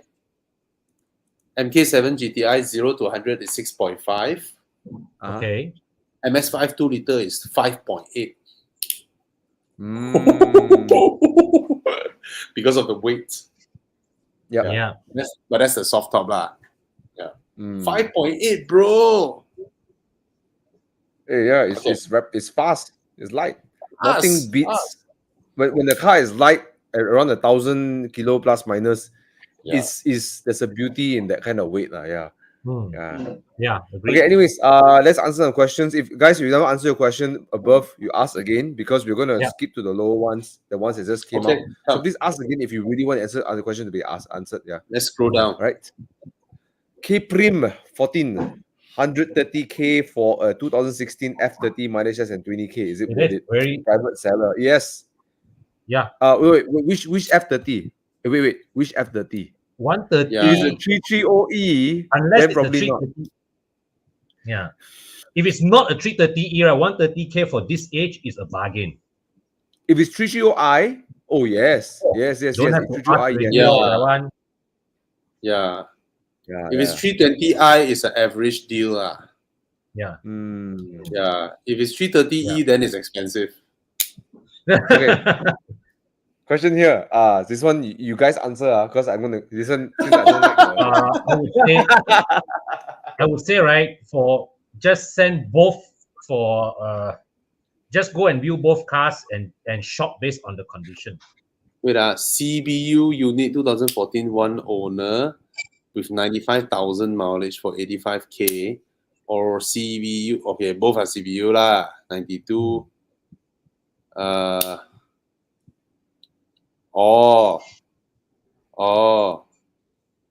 But with service record until 2018 only.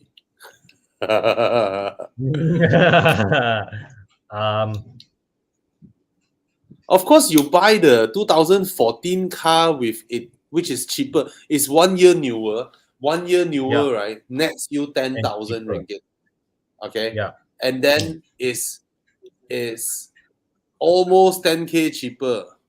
Of course, you buy the newer unit. Yes, I know it's 95,000 km mileage, which you have to check all the service records because 90,000 to 100,000 is where, or 90,000 to 110,000 is where a lot of components needs to be changed.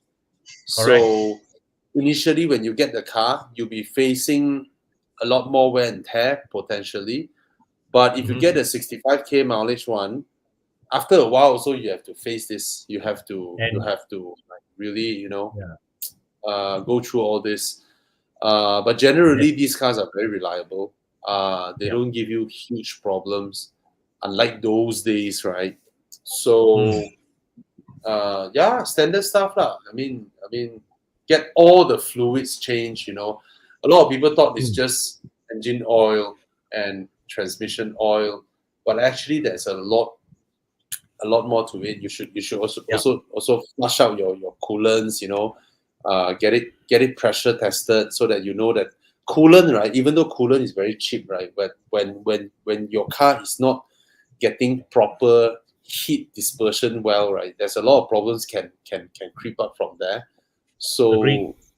Yeah, and then you'll change your. I mean, for me, every time I buy a car, right, I'll change the engine oil definitely, transmission oil, axle oil, aircon compressor oil, steering oil, brake fluids, basically all kinds of fluid. I give it a full transfusion. I don't care about previous service record, like, oh, he already changed his brake fluid, so I don't need to change. I mean, it's like, how much can it be, right?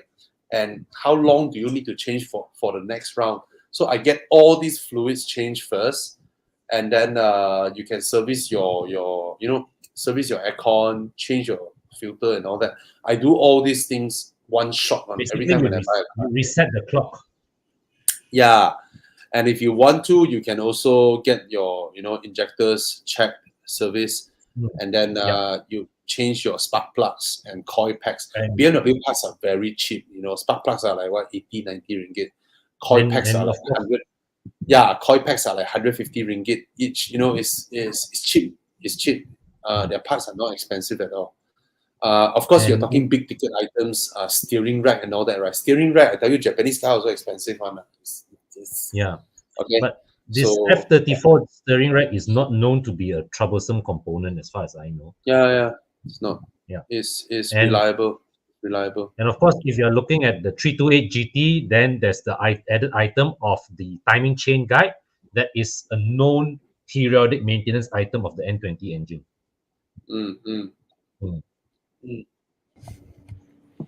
Okay. Come.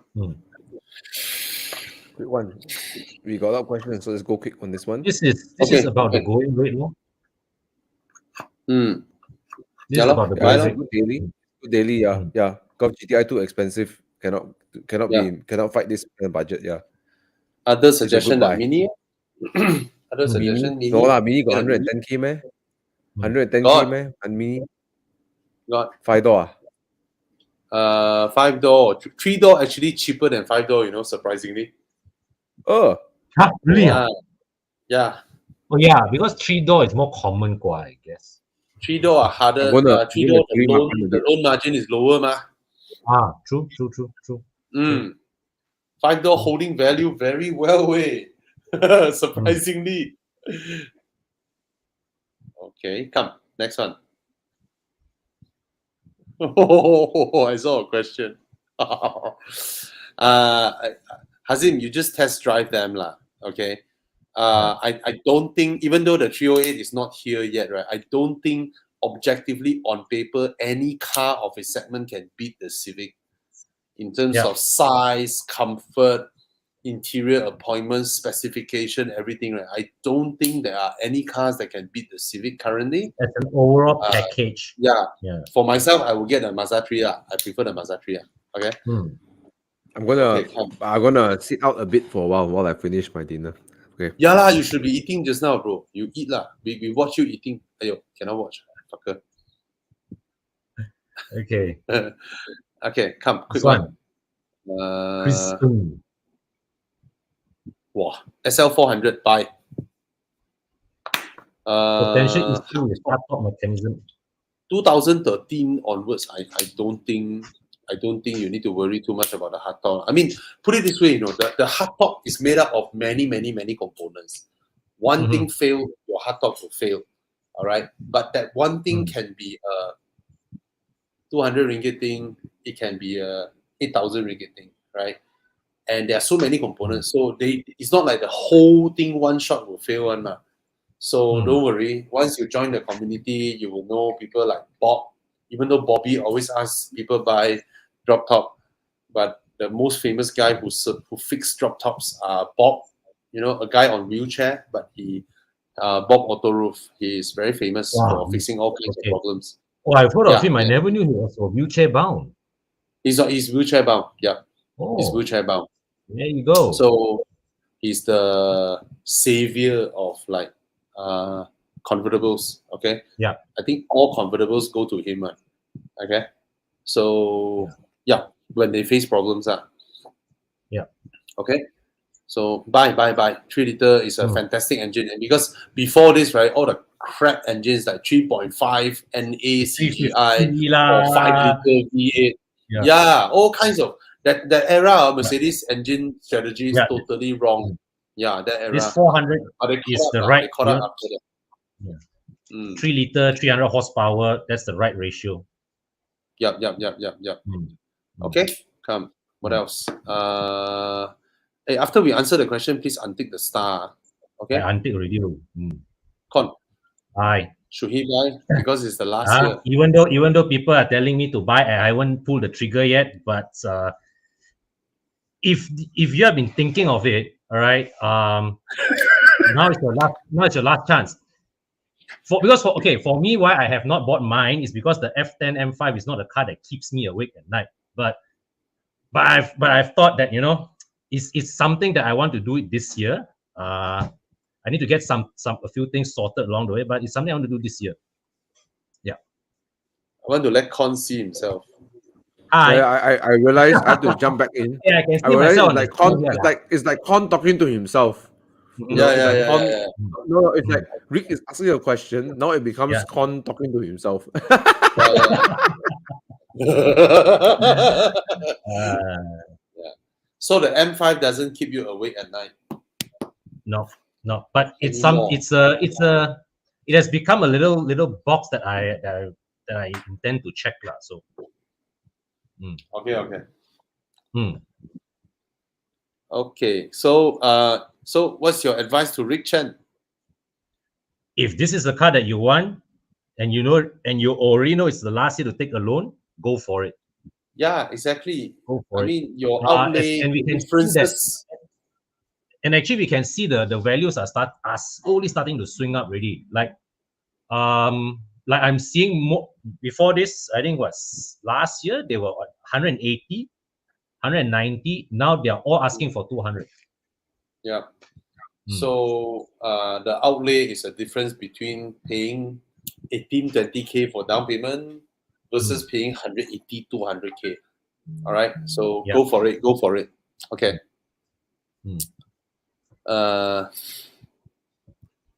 What else? This one, have we answered? I'm still in my 20s and planning to get a Z4, prefer the E89, but I can get better loan with G29. What's a G29? G29 is the Supra version lah. It's the Supra one. Yo! Wow. If you can afford, then you get the Supra version lah. No? Oh. Yeah, lor, it's newer. I also prefer the E89 design, but it drives like crap. The previous Z4, right? The handling. I mean, it looks fast. All right. Let's say if the Boxster scores a healthy 9 in handling, right? I think the Z4 should be somewhere 5. In terms of handling. So you need a lot of aftermarket shit to make it handle properly.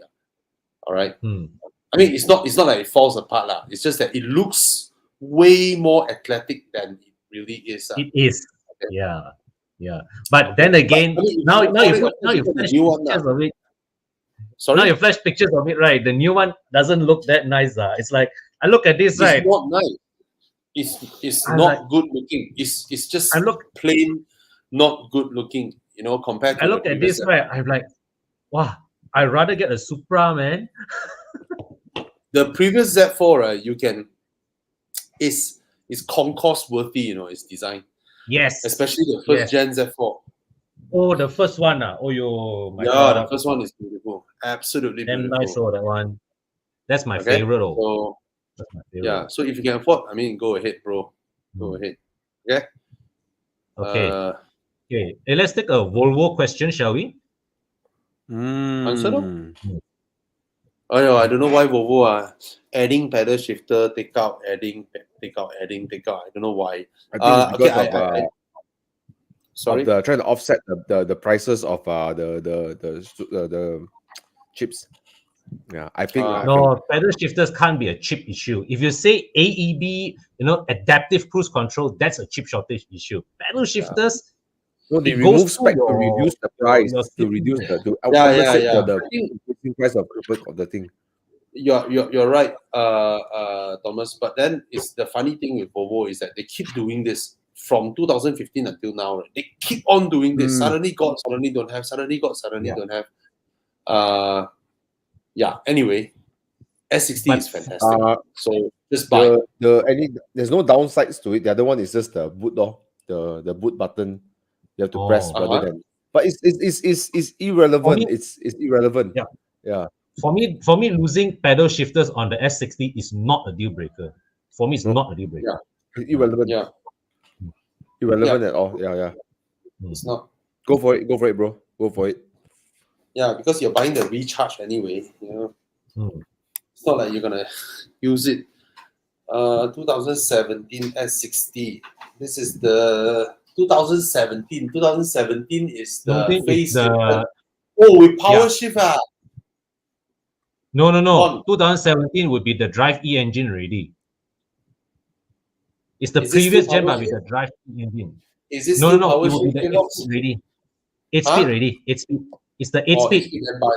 Okay, buy. Ah. Buy. Very reliable. The Drive E engines are freaking reliable. I'm surprised. Yeah. I'm just surprised. Yeah, lor, considering the complexity, right? Yeah, turbocharged and supercharged, right? And Yeah. and yet they are so Considering- reliable. Amazing. And then So- the only thing to watch out is the steering rack, right? The steering rack is a known issue, right? I'm not sure. The Oh yes, because it's the same steering rack as the Mondeo. Same steering rack as the Mondeo and FNX. Yeah. Okay. That one I didn't know. But other than that, I think, yeah, it's I think okay, lor, right? They're I reliable. see so many questions, bro. Oh yo. A lot, man. I'm not seeing a lot. Am I seeing a lot? Come, fast. Come. Okay, some questions why you all go and star it. Some are not even questions. Wait. Who the hell? Not me. Okay, come. Sorry. What is Mazda 3 Ignite Edition? What is it? Is it worth? Nice. It's a special edition. It's Ah. it's really a looks thing. So do you like the way this Ignite edition looks over the High Plus or not? Because it's not going to cost different to maintain either way.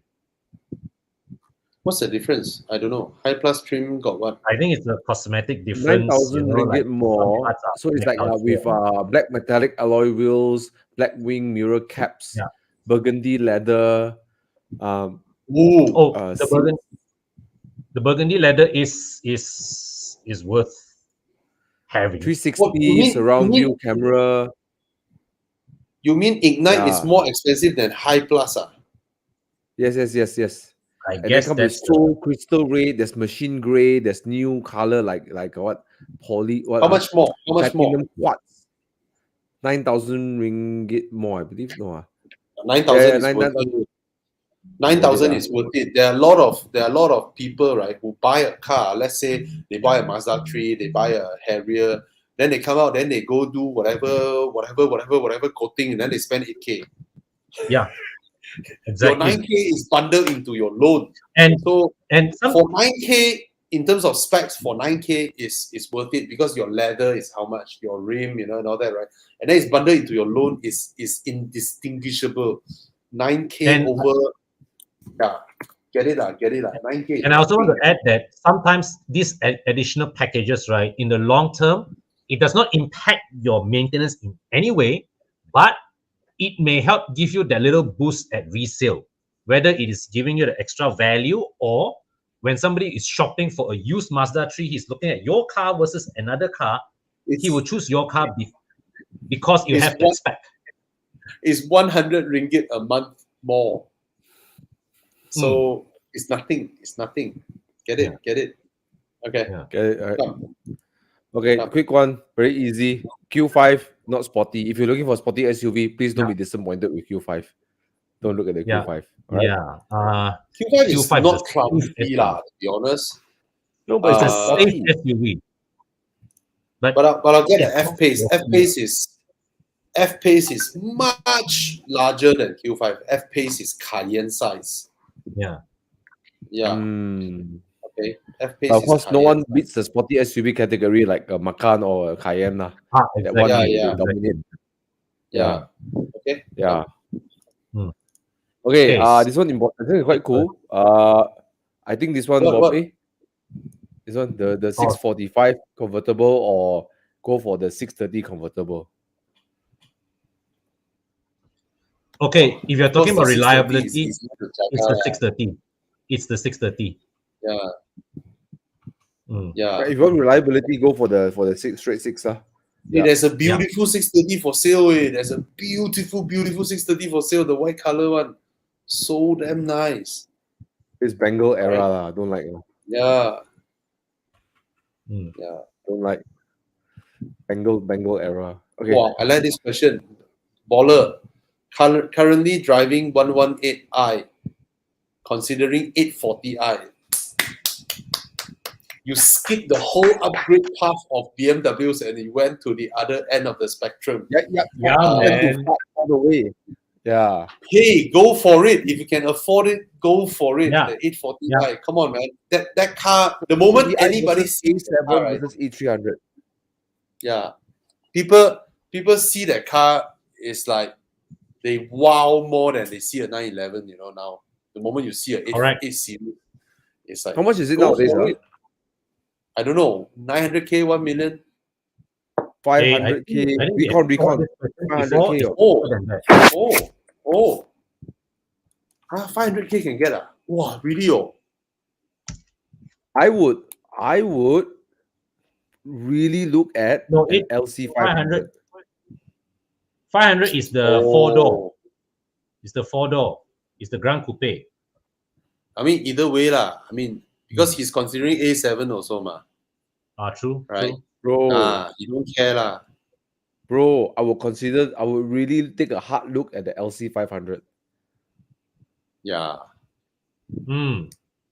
LC 500. Well, convertible. LC 500 convertible, if I can get my hands How on it. But much? no, the convertible too expensive lah. But Yeah. convertible is 800 plus thousand. LC 500. I'm sure the A series But will drive coupe- sharper. Yeah. Sorry. But man, the sound of an LC 500 is madness, bro. The V8, bro. Yeah, Oh, but the Roadster- Lawe. Wow, there's one coupe going for 660. No, 470. Xiang, Okay. can show Lexus 500 and LC 500, bro. Yeah lah. Can show Alex this for you to take a look at the look of the LC 500. But E300, E-Class coupe also is damn Yes. good value, man. It's E-coupe damn is good very value, good but value. it's a totally different context already in this sense. Because this guy can spend 500 Can plus afford thousand. an 8 series, right? Yeah. Yeah. He Yeah, can it's a- cross consider between what he can cross consider between a 911 8 Yeah. series Lexus LC 500, So no point bringing up an E-Class coupe What anymore. about S coupe then? S coupe a bit too overboard. Old 500k S coupe, right, is pretty old.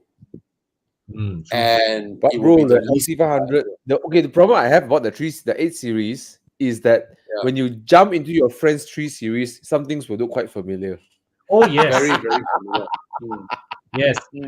No, you know what really got me that day when I sat in the X3 and I saw the new gen Wentz in the X3. But whereas when you jump into an LC 500 and then you go into your friend's IS, it's different. Yeah, Yes. that's right. Can't argue against that. Everything from the design until the quality of the built material and the chosen materials, everything. Bro, go for the LC 500. I think you can consider it. Yeah, put it this way: when you go into a LC 500, right, you are in the realms of Aston Martin DB11. You are in the kind of car I'm talking about. Put aside the price, okay? You are in the same kind of category as a DB11, as Ferrari Roma. You are in that category. So, it's almost like, that kind Roma, of. no lah. Roma. Yes, I mean, I know the Roma is 2 million and 600 horsepower, but you park them side by side, it's the same kind of car, Correct. Yeah. Yeah, Yeah, it won't Bobby look is foreign. doing it. It will look like it's part of the collection or the Yes. the Yes, you Yeah. park an LC it together will with a struggle DB11, to together be with there. a Roma, you are seen as the same category, Correct. The Correct. 8 would struggle to fit in there. I mean, it will still be, but the 8 will be the one that doesn't The 8 doesn't belong there. The 8 Yeah. doesn't belong there.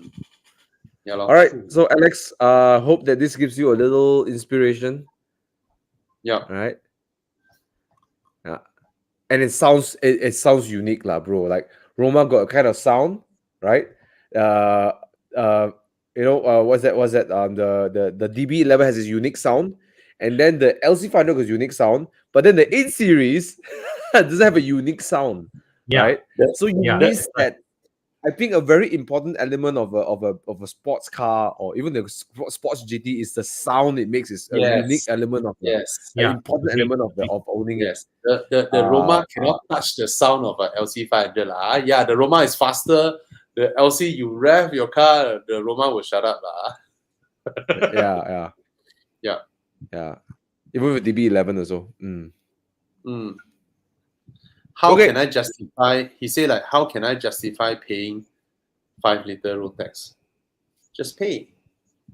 Yep. Okay, 5-liter road tax is you save up like what, 50 ringgit a day, something like that. 32 ringgit a day. 32 ringgit a day. Okay, 32 It's ringgit just a day. I guess how to say it, bro. Who's the guy? John C, right? I think the best way to Mm. just say John C is that what is it? Is it John C? Oh, Yeah, saying yeah, about the it is oh, John C. yeah. It's John C. It's just a cost of ownership. That means Yeah. you gotta love the car enough to pay the kind of road tax. That's it. You see, a lot of people don't see this.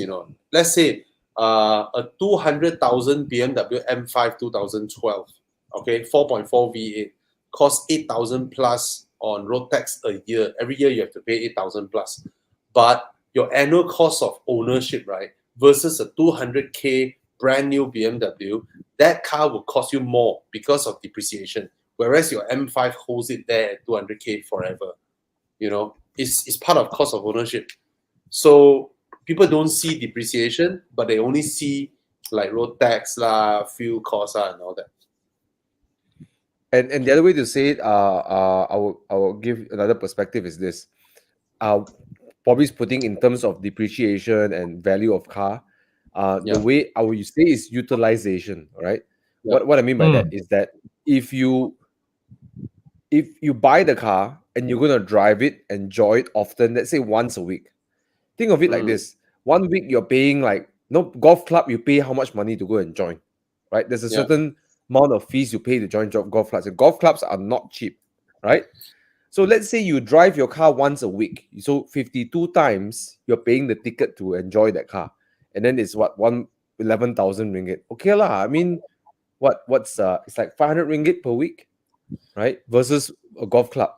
Yeah. Some people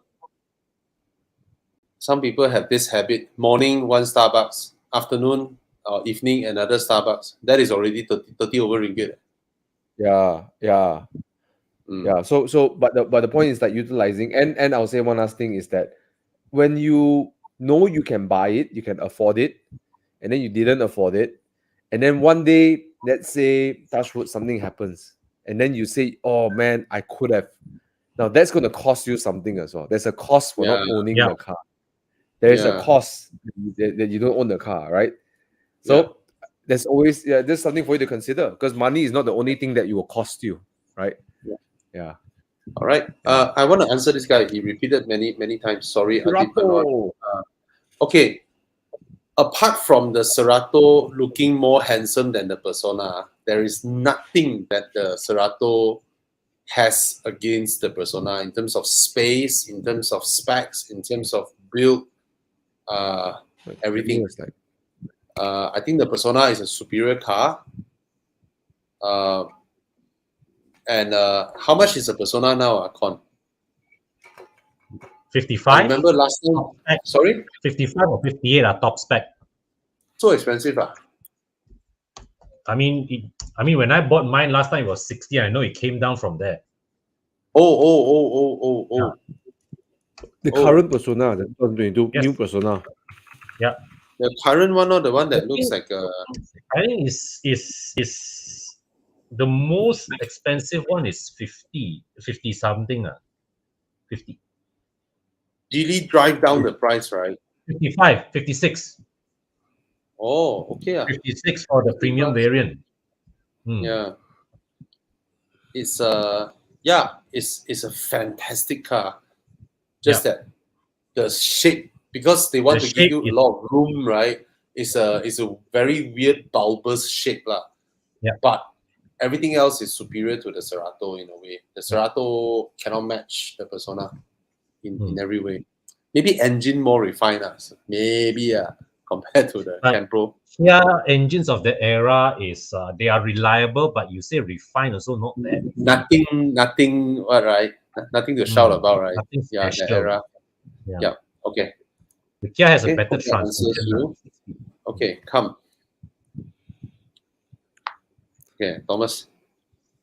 Eh? Wow. 09 Boxster S. Wow. Hey, that's Mulan very oh. expensive, way. Yeah. That's what I just want to say. That it's kind of on the high side. I don't think. I mean, a Boxster is a great car, but I don't think a Boxster of that age 97. is that kind of money, lah.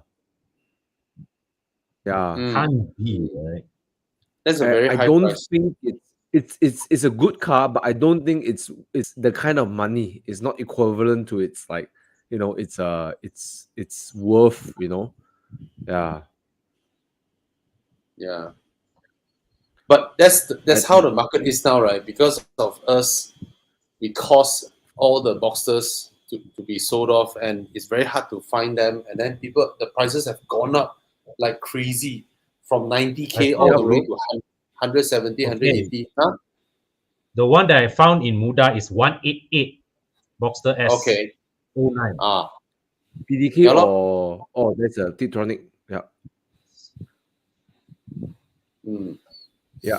Okay. Even a 2010 PDK Boxster 2.9, not the S, right, is already asking for 180,000 already. Oh, Yeah. okay. Lor. Ouch. Then I guess 200K is No choice, lor. okay. Lor. Oh. I mean, if you choice, lor. really want it, then yeah, go for it. But I would challenge something though, because I know Juan is a hustler, he's an entrepreneur, and he makes that amazing Hainanese chicken rice that I think I sent to Con before during MCO. Oh, yes. Yes. Yeah. Thanks. I would say Juan, because you're a hustler, make more money, buy a 981 Boxster S.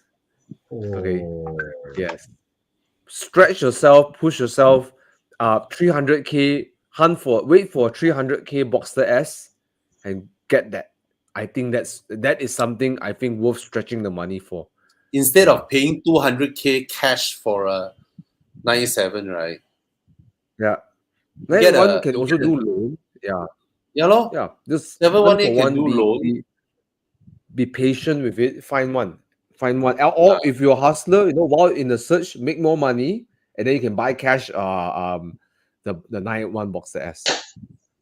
Seriously, I will not pay 200K cash versus Yes. paying Although it's the 100K. market price, it's Yeah. hard to digest the price, because You see, put it even this in way, international price, Yeah. internationally, if you're looking at US or pounds, right? Look at pounds, right? It's almost close Yeah. to what, 30,000 pounds. Okay, I don't know, man. It's hard to digest, lah. I think it's comfortable. Is a comfortable price at 140, 50. I think it's still okay. Stretching it, but I think okay. Yeah. But high lah, quite high lah, bro.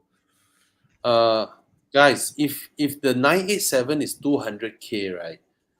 Then 300K, 300-ish, I can get a 718, right? That would also mean my 718 has no room to depreciate at all, because 50K apart, that's where the 981 sits, right?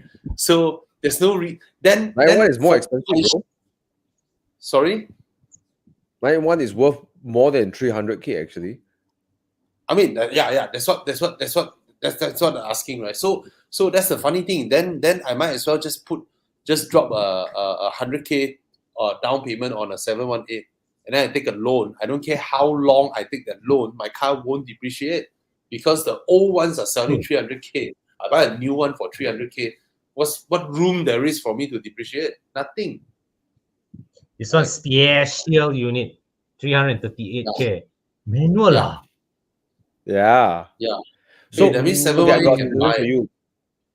Okay, I got a Oh, strategy okay. for you, Juan. Okay, Juan, I got strategy for you. Okay, you buy a 718 like this one, special unit, whatever. Get the cheaper 718, knowing that you're hunting for the next 981.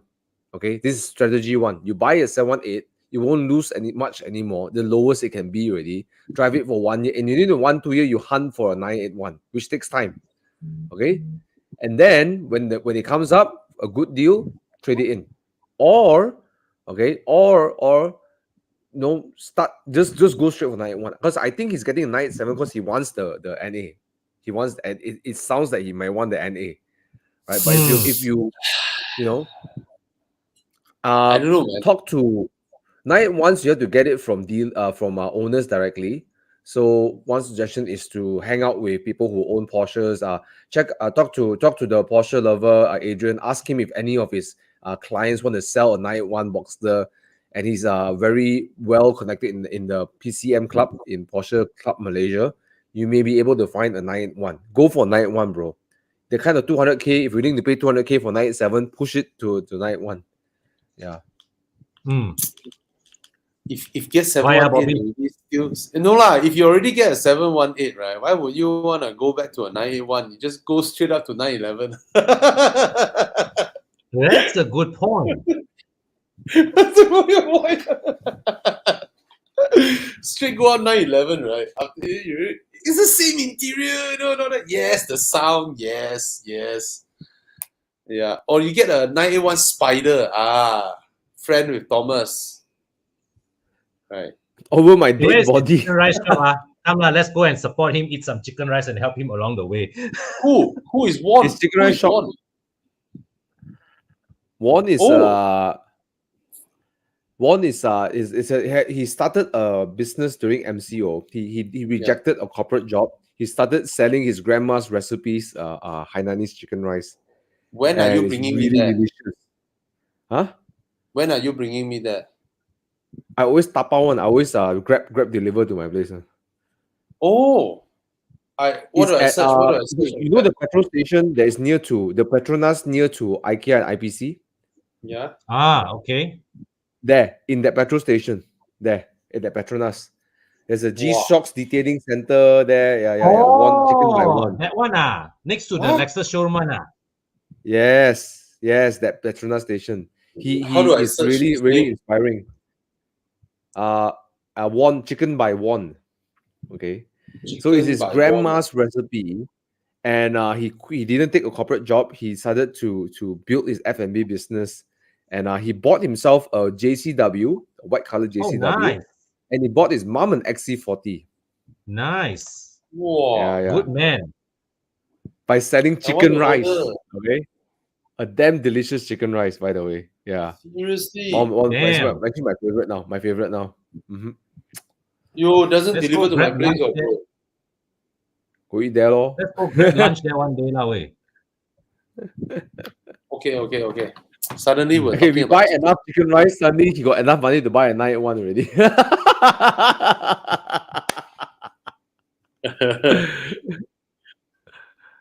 Okay. Wow. XC40 Recharge Pure Electric versus GLA 250 Countryman Coupe S versus Recon 300 Coupe. I will first eliminate the GLA 250. Same. Yeah. The glass. Gila. To me, it's but this why do you have 3 compact SUVs and suddenly you have a Recon C300 Coupe in that? His budget law, right? Okay, I want to ask Jacob, if you are still here. Jacob, answer us. Is this gonna be your one and only car? If it's not, then you just buy it, the XC40. I can see that you are tempted by the XC40 Recharge, but yeah, if it's not your one and only car, then you buy lah. If not, then the other choice that is quite good is actually the Countryman. No? Yeah, I find it hard to have just one electric car only. I find it a bit impossible. Cannot. Yeah. If it's your one and only car, then cannot. No, my family have other cars. Okay, you can go for the XC40 Recharge. Yeah. Yeah, then you go for the Recharge. Go for the Recharge. Once Yeah, you drive agreed. an EV, you wouldn't want to touch petrol anymore, especially for this kind of car. Like daily commuting car. passenger cars, right? You touch EV, you don't want to come back. It spoils Crazy. you, lah, bro. Even the hybrids, Yes. bro. Like the Honda City hybrid, right? After I drove Yeah. around like 1 day plus, I'm like, wow, this feeling of smoothness, beta, Right. oh, Right? cannot fight, way. Yeah. Everyone vibrating see? in their ICE. I'm just rolling down the car park. You Yeah. know, like, wow, so What as comfortable. the workhorse, right? EVs is compelling. Thomas, Yeah. you see, Okay. this is an example of why we do this. We don't want people to end up with a car driving for 2 years and really don't like the car already, want to change car and lose money and all that already. It's sad one, you know. It feels sad, like your Then you get C300 discouraged is to buy year car 2020. anymore. Yeah. Yeah. Year 2020 C300 is only 2 years old, but then you cannot tahan already. The good news for him is that Mercedes tends to depreciate slower than Beamers, lah. So it probably still has a large chunk of his resale value there. Maybe. So Okay, let's put it like this. The C300 facelift C300 I mean, okay, let's just put a comparison first. Put the 3 Series away. Look at the 5 Series. 5 Series and C300. Which one better? My series, of course, right? Hello? So that okay, then between the 5 Series and the 330i, now this now only becomes a selection of choice because the more comfortable car is the 530e, and the 330e offers another thing. So the C300 shouldn't be in the mix anymore, right? If you want a more comfortable car, go for the 5 Series. Yeah. Right? Con, no joke or con. The resale value of the C300 is 260K. You can he basically, right, he can just walk into a BMW showroom and just change his car like for like, man. What the heck? Hey, Mercedes resale value is crazy. It's crazy. Yes. No Crazy joke. strong. Depends on model also lah. But yeah. It's sorry. It's trading in his 530. Sorry, it's trading his C100. Okay, I thought it was comparing within those two cars. Sorry. No, it's trading in his his C300. Yeah. Yeah. Okay. Oh, he bought for 290K. Wow. So only 2 years he lost 30K only, bro. 30K only. Hey, okay, no. 2 years he lost less than 10%, you know. Oi, where got such thing for Conti cars away? Sorry. And now he's ready to spend. Now he's ready to spend how much? How much is a 530e? 300 what? 530e is about 360. 350, I think. Oh, E is lower. Oh, 330 Yes. before SST, not SST 340. That's why he's looking at 330i versus 530e. Okay. Ayo, I think it's a matter of choice, bro. If you want something more comfortable, you know, like the 530e is ridiculously it's great. It's a great car. Yeah. But the 3 Series 330i is going to be pushing the boundary of comfort, lah. Right? So it's really up to you what you want. Yeah. I will say one thing, lah. The 330i will hold its value much better than the 530e, lah. So let's say like in 2024, he comes back to us and asks, should I trade in my car for whatever it is, right? He will get better resale from his 330i, lah, I'm guessing. Well, I got a suggestion, Joe. If you can afford it. Yes. Yeah. M340i. And let me. Go for that. I wanna say something. Okay. Sorry. Yes. What were you? Okay. Hey, go ahead. Okay. I'll just say 330i, you get 2 liter. Yes, you know it's a sportier chassis. Yes, right. Compromise. You know, 530e more comfortable. You know, but more wafty. But when you get an M340i, right, it's a different experience. It's a different experience altogether. You'll feel like, wow, there's such a big differentiating factor that my choice of changing my car makes sense. Where the 330i is like, a bit more, whereas the 340i is like, whoa, like there is Yeah, I there's sent a link. huge Yeah, I sent a differentiating link. factor. Click the link. Click the link. There's a It's differentiating factor. 350k. M340i. So go for the M340i lah. Yeah, agreed. Because Which one Oh. is M340i? Oh, M340i. demo two. car. M340i. Yeah. Take it from a guy who owned a C43 and sold it in 10 months. Yeah. Get this Me, one lah. I bought- It's 50k more than your budget. No, it's about there. What your budget also 300 plus. Yeah. What? It's Get this one. 2022, bro. It's 50k. Yeah. I mean, it's around the same price as a 530e. Yeah. Yeah, You and the hold best thing this- now is no. that you get immediate stock. Correct. You just buy Because this. this Yes. is a pre-reg. This Okay. the car is sitting there waiting for an owner. Yeah, at least you upgraded. Joe, seriously, bro, Joe, I'm serious, Joe. Call this number, ask if the stock is there. It's not gonna last long. Get it. Call Go now. and get Yeah. the Grab it. M340i. Grab it. Okay. I think you're gonna feel that because you know why? If you like if this car has the comfort that is better than the C300. It has Yeah. more comfort than the C300 and it has a very robust engine and a fantastic chassis. It's playful. I mean, go for it, bro. Go for it, bro. Yeah. Yeah. Okay. Henry, please bring this. Bobby's gonna drool over your car, right? Okay, bring the Jeep Grand Cherokee, all right? No, I want the Yes, Jeep yes. Wrangler, not the Jeep Grand Cherokee. Okay, fine. Just bring any car is fine for morning drives. Club.evomalaysia.com, Evo Club Tri Station. Yeah, just sign up, right? Yeah. Exactly. Just come. Yeah. Yeah. Okay. Yeah. So Joe, get the M340i. It's more comfortable. sorry. It's far more comfortable than the C43 and more dynamic than the C43. Right. So go for agreed. don't waste your time with the C43. Okay. Yeah. Carmen asking Supra 2 liter. Buy. It's a proper nice B48 engine. And it holds the Powerful value like enough. mad, bro. The 2 liter. Yeah. Buy Yeah. the 2 liter. Because you Buy get the 2 Supra style without the 2,000 ringgit road tax. Yeah. 380 ringgit road tax. Just buy. Okay. Wow, Ian is going to buy chicken rice to support 981. Yes. Okay, what else? This one,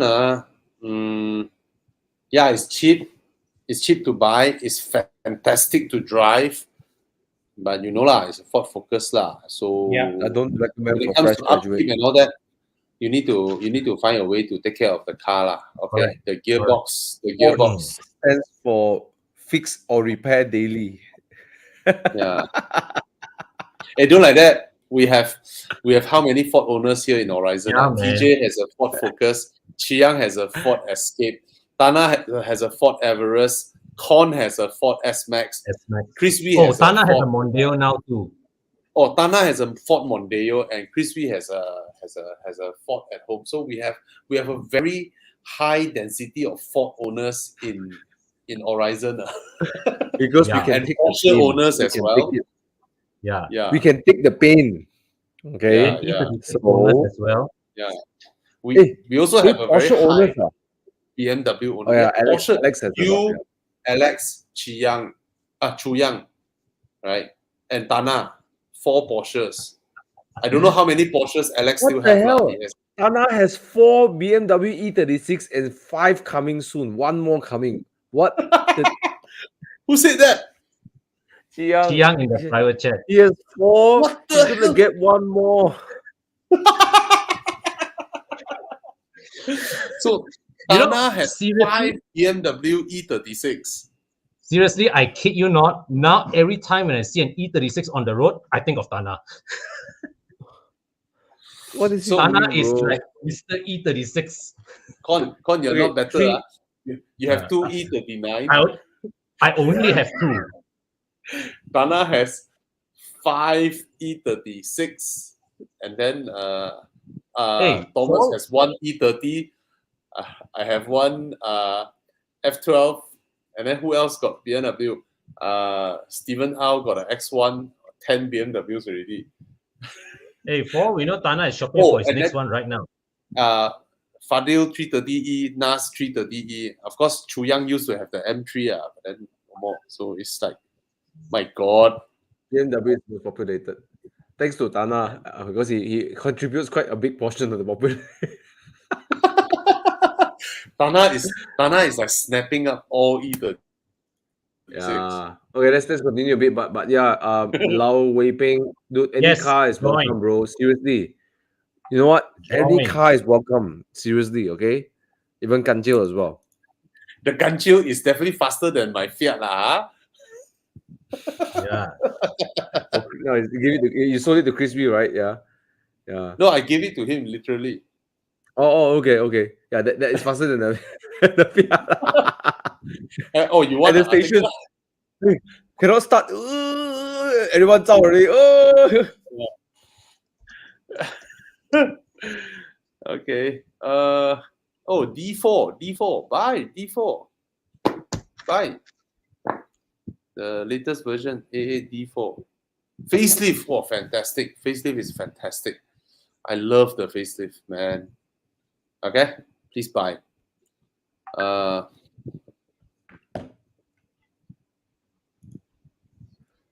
Is it possible to get 9-year loan for 10% down payment for 5-year Conti car in today's market? I believe yes.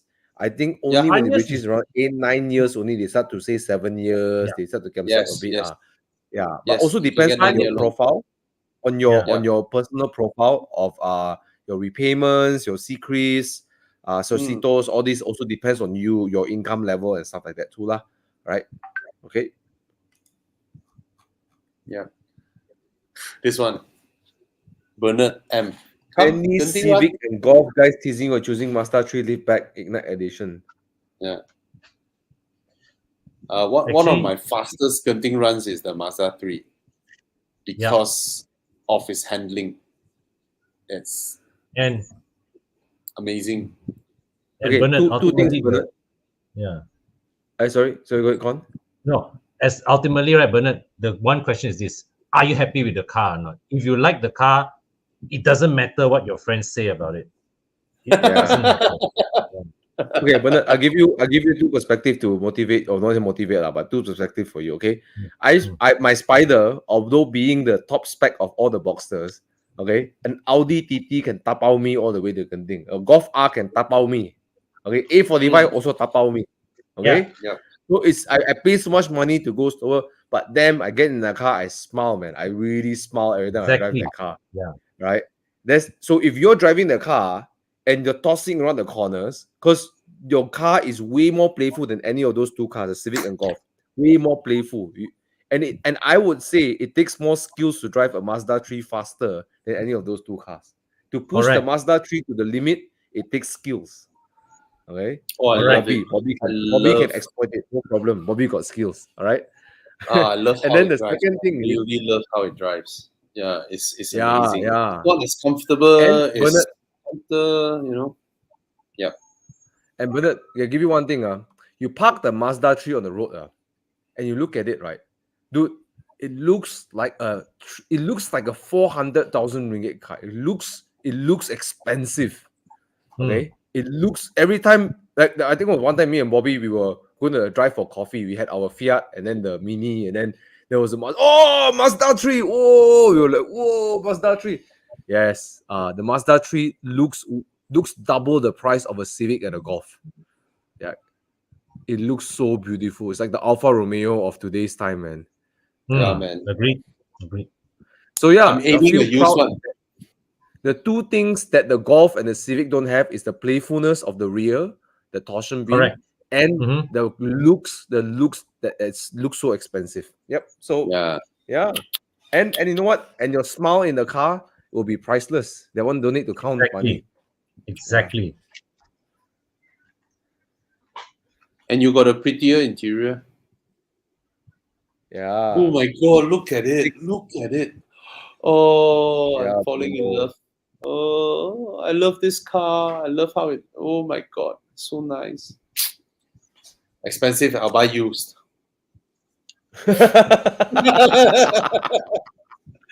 I'll buy It's used. so good looking, bro. But the first time that I walked up to it in One Utama, they did the roadshow, right? I was like, are you kidding me? Like Mazda actually created this. Like, wow, what the heck? I mean, Oh, I love it. you can count with like 10 fingers. No, I mean like legendary designs that ever came out from Japan. To be honest, when I'm saying legendary, it's like really not those. Wait, I think the GTR looks quite good. Not that kind. Like LC 500 kind of good. Toyota 2000 GT kind of good. It's like concourse kind of great looking cars. I think this is one of it. The Mazda 3. Mm. It is certainly. Oh, what a beauty! You park it next to an Alfa Brera. It's like, my God, successor, bro. Successor of the Brera. Looks the part. It looks the part. The successor went the other side. Yeah. Yeah, it's the successor of the Brera. My God, so beautiful. Anyway, But yeah, I mean, it's not all about speed, lah. Yeah, really. I mean, it's not all about speed. Okay, Yeah, guys. man. All right. Jeremy Chung is asking, hi guys, driving a Myvi 2022, but now Dad asking me to take over his 2016 IS to 250. But due to my job, I need to travel a lot. Do you think the IS will be reliable after long? It's a Lexus. it's a Lexus, Yeah. bro. Yeah. But it's 2006, so there will be things that you need to change. But it's a Lexus. Yeah. It's a Yeah. Lexus. Just take care of the Indestructible wear and engine tear. vehicle. Yeah. All right. Yeah. A4B9 Beli. Okay, no problem. Beli. Okay, come. Hey. What's that? I just realized it's 2 hours and 30 minutes almost ready. Okay, let's Yeah. let's finish up a few questions. Then we Yeah. continue next week. Yeah, when I start feeling tired, yeah, it shows. And then let's wrap it up with some interesting questions to this. I've got some questions to ask you guys. Look at this, Mugilan. Tested MK8 GTI and Mazda 3. Then they booked the Mazda 3. Oh, there you go. There Alright. You know what? go. The Mazda 3, like the interior, right? The design of the Mazda 3 is like there's a kind of opulence for minimalism. It's like I don't need all of this. That is an orang kaya punya thinking. It's like, I don't need all of this. I just need this only. Yeah. Right? Yeah. Yeah. But the GTI attracts a certain kind of crowd also lah. So Correct. nothing wrong with it. It's just when you buy a GTI, it needs to give you the wow factor. It does give you the wow factor, right? Yeah. GTI is speed served on a silver platter. Okay. So yeah, I think we should wrap it up soon, shall we? Yeah, man. Yeah. So we can answer all your questions. No, Wait, just wrap it up lah. Yeah. Yeah. My M2 coming soon, end of the month. Okay. Okay. Quick question to all of you. This is Bobby and Con here, and you guys can join us on the chat. This is make things a bit fun also. Okay. Can 5 minutes, Okay. Yes. Let's say Bobby and Con, you have extra space in the garage, and you want to get one car. Mm-hmm. Okay, what would that car be? Let's say money wouldn't be a problem, and then you wanna. Let's say money would be a problem. I mean, not like 10 million kind of like something within, let's say somewhere plus minus. Yeah, like whatever that you have bought with. Let's say Aston Martin, 600K something, right? What would you put in your garage? Let's say you theoretically can put one more car in the garage. What car would you want to put in there? I already have my answer. What's that? Only one, Ah. So people always ask me to buy a proper sports car, and I never like like 2-seater sports cars like Huracan or 458 or R8 or 911, all this, right? But there is one Mercedes-Benz that I will buy. Okay, which is the SLS AMG. If I can afford, and it's not ridiculous price. It's like 800,000, 900,000. for that kind of value versus a 458 versus a Huracan, I will get a SLS AMG. You know, I'm someone who appreciate legendary kind of cars. Of course, the SLR, but SLR is 10 million, 20 million kind of shit. So for me, a reasonably priced, you know, supercar that I would love to have would be the SLS AMG. Nice. Just to inspire audience, look at certain cars. 6.2. That's why I want to ask this question. God, look at that gull wing, man. What the heck? There's the only car that has this silhouette. Yeah. A long bonnet and then a wing that goes like that. Only one car like that. Yeah. All right, Bob, Con, what's your next car? Don't say E39. Okay, E39. I think I will get a 911 Targa. Oh, 911 Targa. I don't even care what engine it is, but there's something about the 911 Targa that with the basket handle that appeals to me. It can be a base Carrera 2. That's fine. That's absolutely fine. I love a 911 Targa as well, but in my books, is if I only have one more garage space, it's not as legendary as the SLS AMG. Fair enough. Yeah. But I love the 911 Targa. Yeah. Thomas? 458 Spider. Oh, good choice. Good choice. I mean, I guessed it right.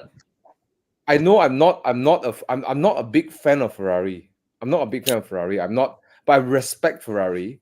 But there is something but Ferrari cooks this crazy formula of madness, performance, and emotion. Like it all stirs up together. It's just a really good cocktail. I didn't like the 430 because the gearbox is a bit stupid for me sometimes and a bit rough. But the 458, when Brandon took me in his car and pushed it around the corners, I'm like, whoa, it's beautiful. There's this flow in the chassis. The looks, I'm not attached to the looks. I'm not very attached to the looks. But the way it rides, man, it's like a jetpack stuck to your back. Fuck, man. Thomas, I think it is inevitable. You will get a 458. Bro, get the. Can you show the one with the brown color seats? With the brown color seats one. I love this color, bro. Thomas, the last time I hear you speak of a car with this kind of enthusiasm, it was the M2.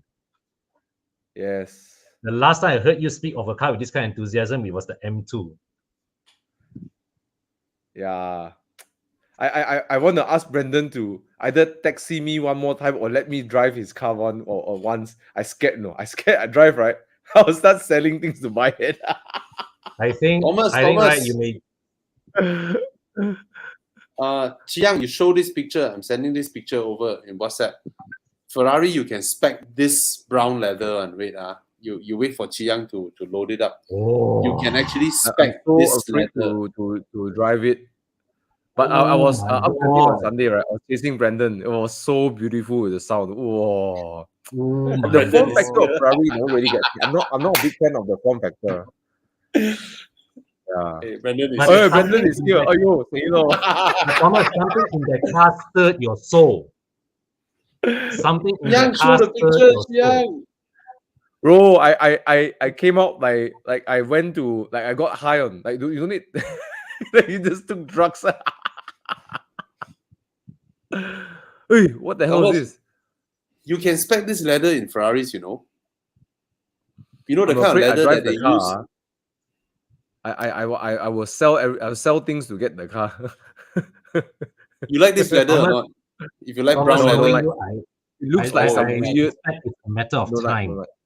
Looks like a shoe turned into a seat. Hey, but it looks epic, man. It looks epic. Right.